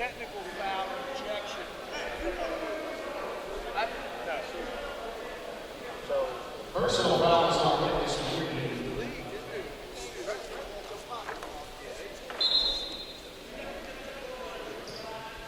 The technical foul and ejection against 32 Derek Dilworth. So that'll cost Derek Dilworth some money.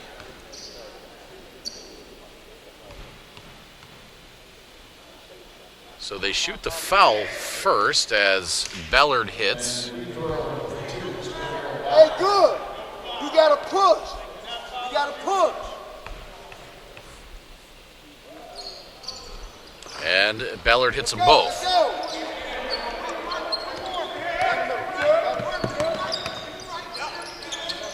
Now a three on the way from Good is off. Helton the rebound ahead to Ballard.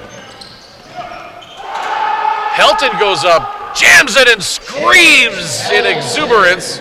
And that will put an exclamation point on this one. As the lead gets back to 20, inside of a minute and a half to play.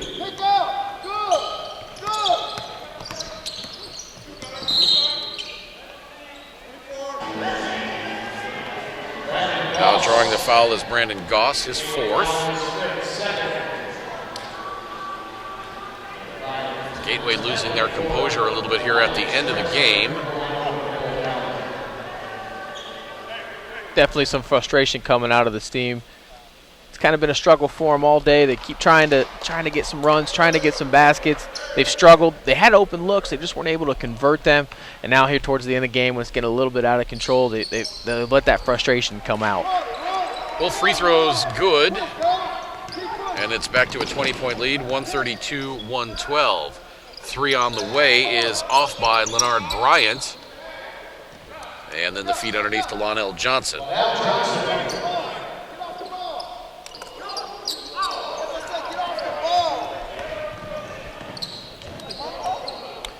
That's Elliott at the other end.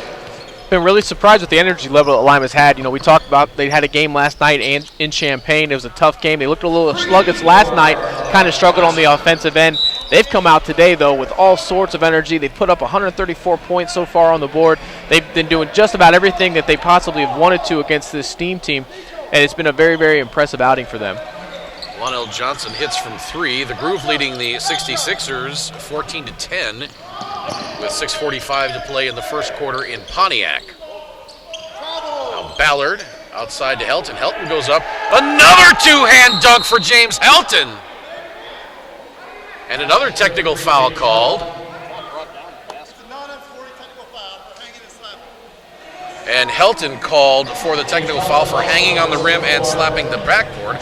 So Helton with a flagrant and a technical in this one. Helton's trying to argue that he only mimicked like he was going to hit the backboard, but it didn't hit the backboard. But I think that's going to fall on deaf ears.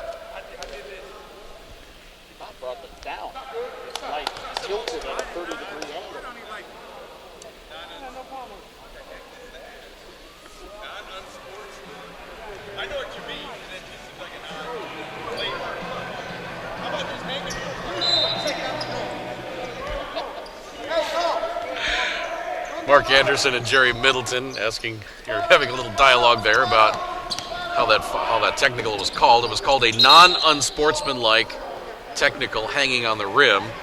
And Anderson just said, well, why not just call it hanging on the rim?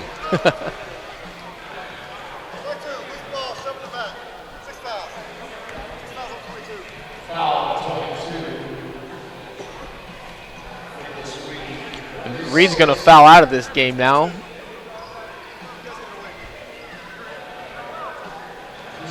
So Reed will indeed have to sit down. 37.9 left in the game. Let's see if we can get through this one without any further nonsense. Understand Gateway is frustrated, but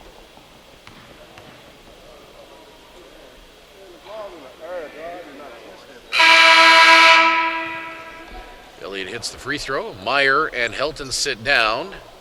Montague and Coles come on. Good to see Coles back after he took that hard spill a little bit ago.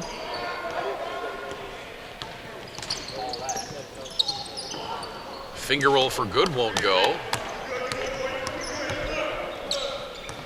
25 seconds to play. Now Ballard pulled out of the air by Bryant Allen. That'll be his second. Beg your pardon, his first.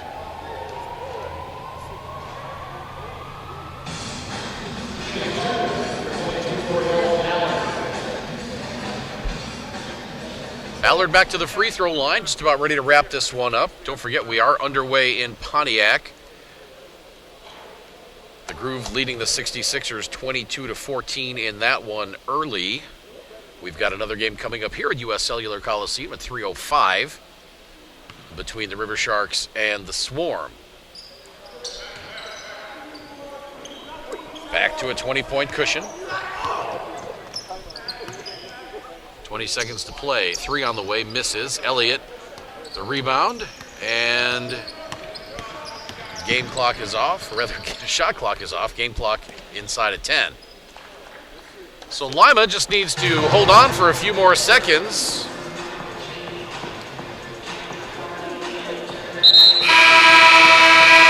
They do, and the game is over. A 138-118 win for the Lima Express. They move to 3-2 on the season, and Gateway falls to 0-2. When we come back, we will have a statistical recap of the first half as well as a conversation with Victoria's head coach Mark Anderson. We're back in 2 minutes on the MPBA.TV.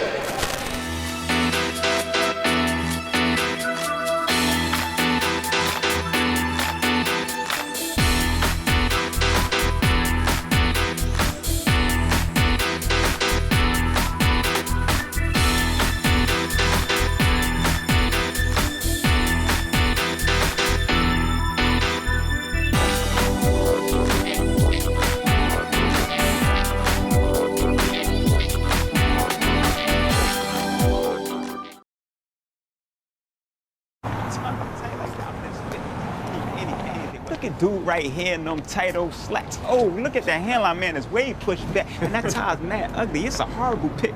Somebody get me some pills. This dude is making me sick. True that. All right. Got it. Okay. Hold on to my clean shirts and please don't get them dirty, cause I know you're gonna drool when you hear me getting wordy. Cause I'm a walking, talking, smacking human encyclopedia. You thought I'd stop there, but now I'm getting greedier. I'm a promotion in motion, and by now you got the notion that I got strategic plans coming out my ears. My key points and decks will bring y'all to tears. Turning pennies into dimes, I shift paradigms. But how you gonna let a marketing rep rip your rep and slip adept rhyme schemes in that your mind only dreams in? I bet you all wonder why my rhyme is so tight. I did stay at a Holiday Inn Express last night. Thanks. Stay smart. Stay at a Holiday Inn Express.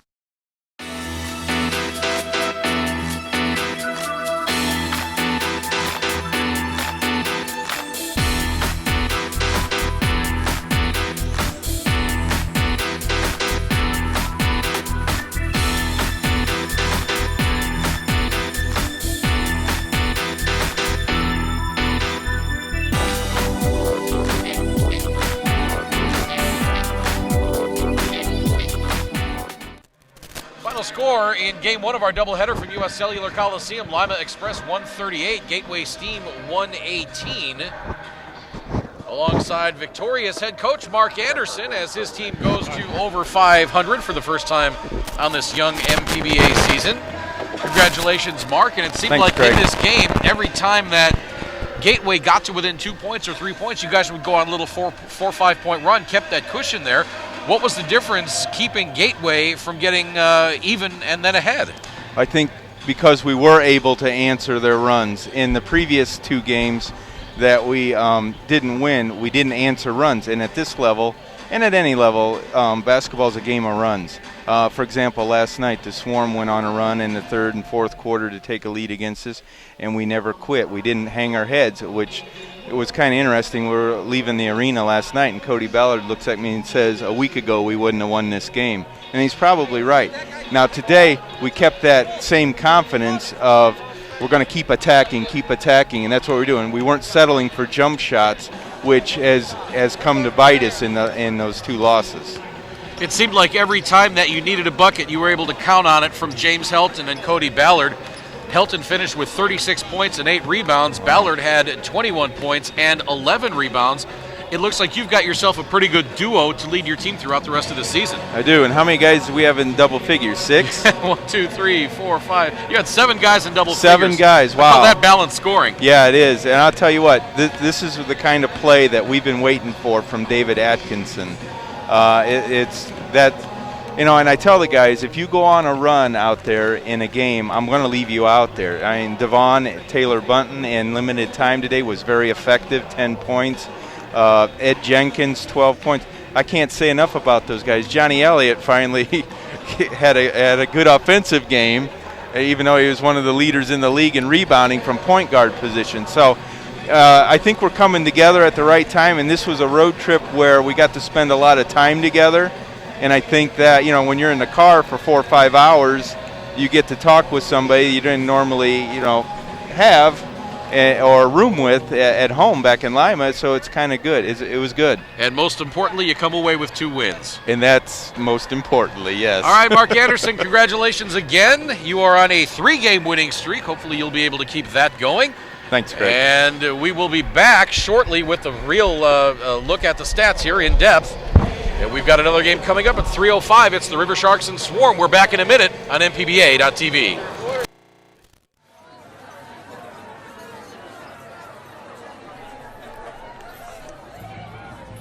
There he goes again, mixing sauces. Hot barbecue to Parmesan garlic and back again. You're not on the same page of the playbook, are you? It's time to speak up. Next time Loverboy goes to mix, set him straight. We're gonna stop mixing sauces now, okay? Thank you. Grab a seat. The game is on. Buffalo Wild Wings. Wings, beer, sport.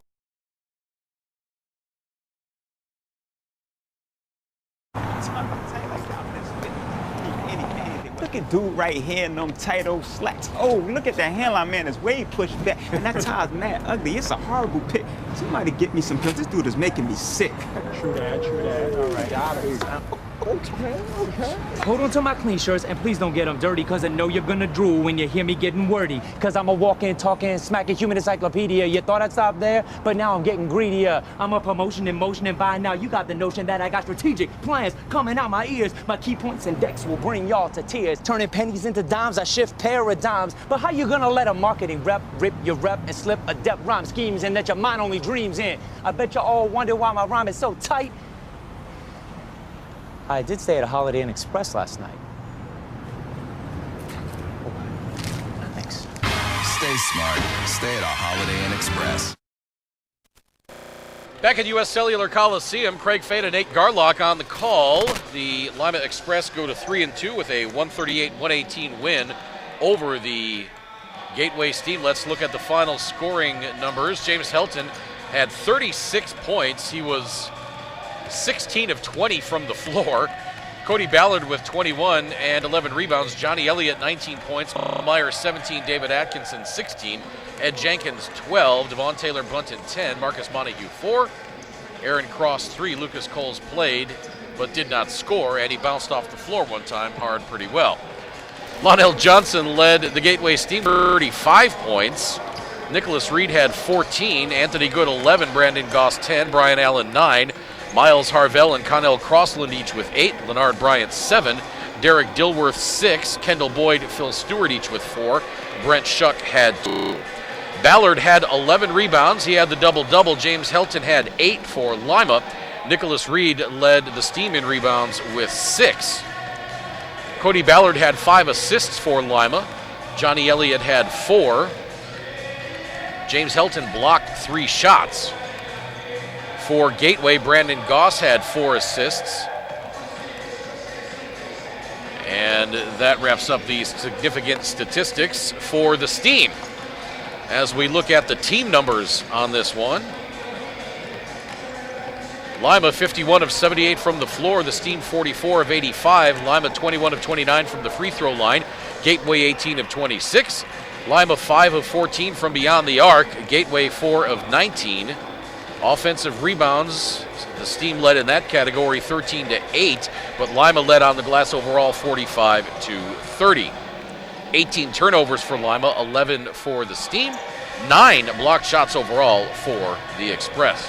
Fouls heavily swung one way as the Gateway Steam committed 36 fouls and the Lima Express committed 20. Once again, the final score, 138-118. Nate Garlock, final thoughts. I think it was a great game for Lima. It was something that they really needed. They needed to be able to come out and do after a game last night, come back out, be able to prove to themselves that they can do the back-to-back. They came out and they solved one of the biggest issues, which was that third quarter. They came out, they answered every run the Steam had, and they were able to hold on for the victory. For the Steam, I think it's going to be more just they got to get games underneath their belt. You know, you could see early on they had a lot of energy. They were really aggressive on the defensive side of the ball. They just weren't having much luck getting things to fall when they did have open looks. And then towards the end of the game, you could just see they were starting to get tired, get a little run down. Some of that frustration was coming out. But that's going to come with the more reps. That long layoff probably hurt them a little bit.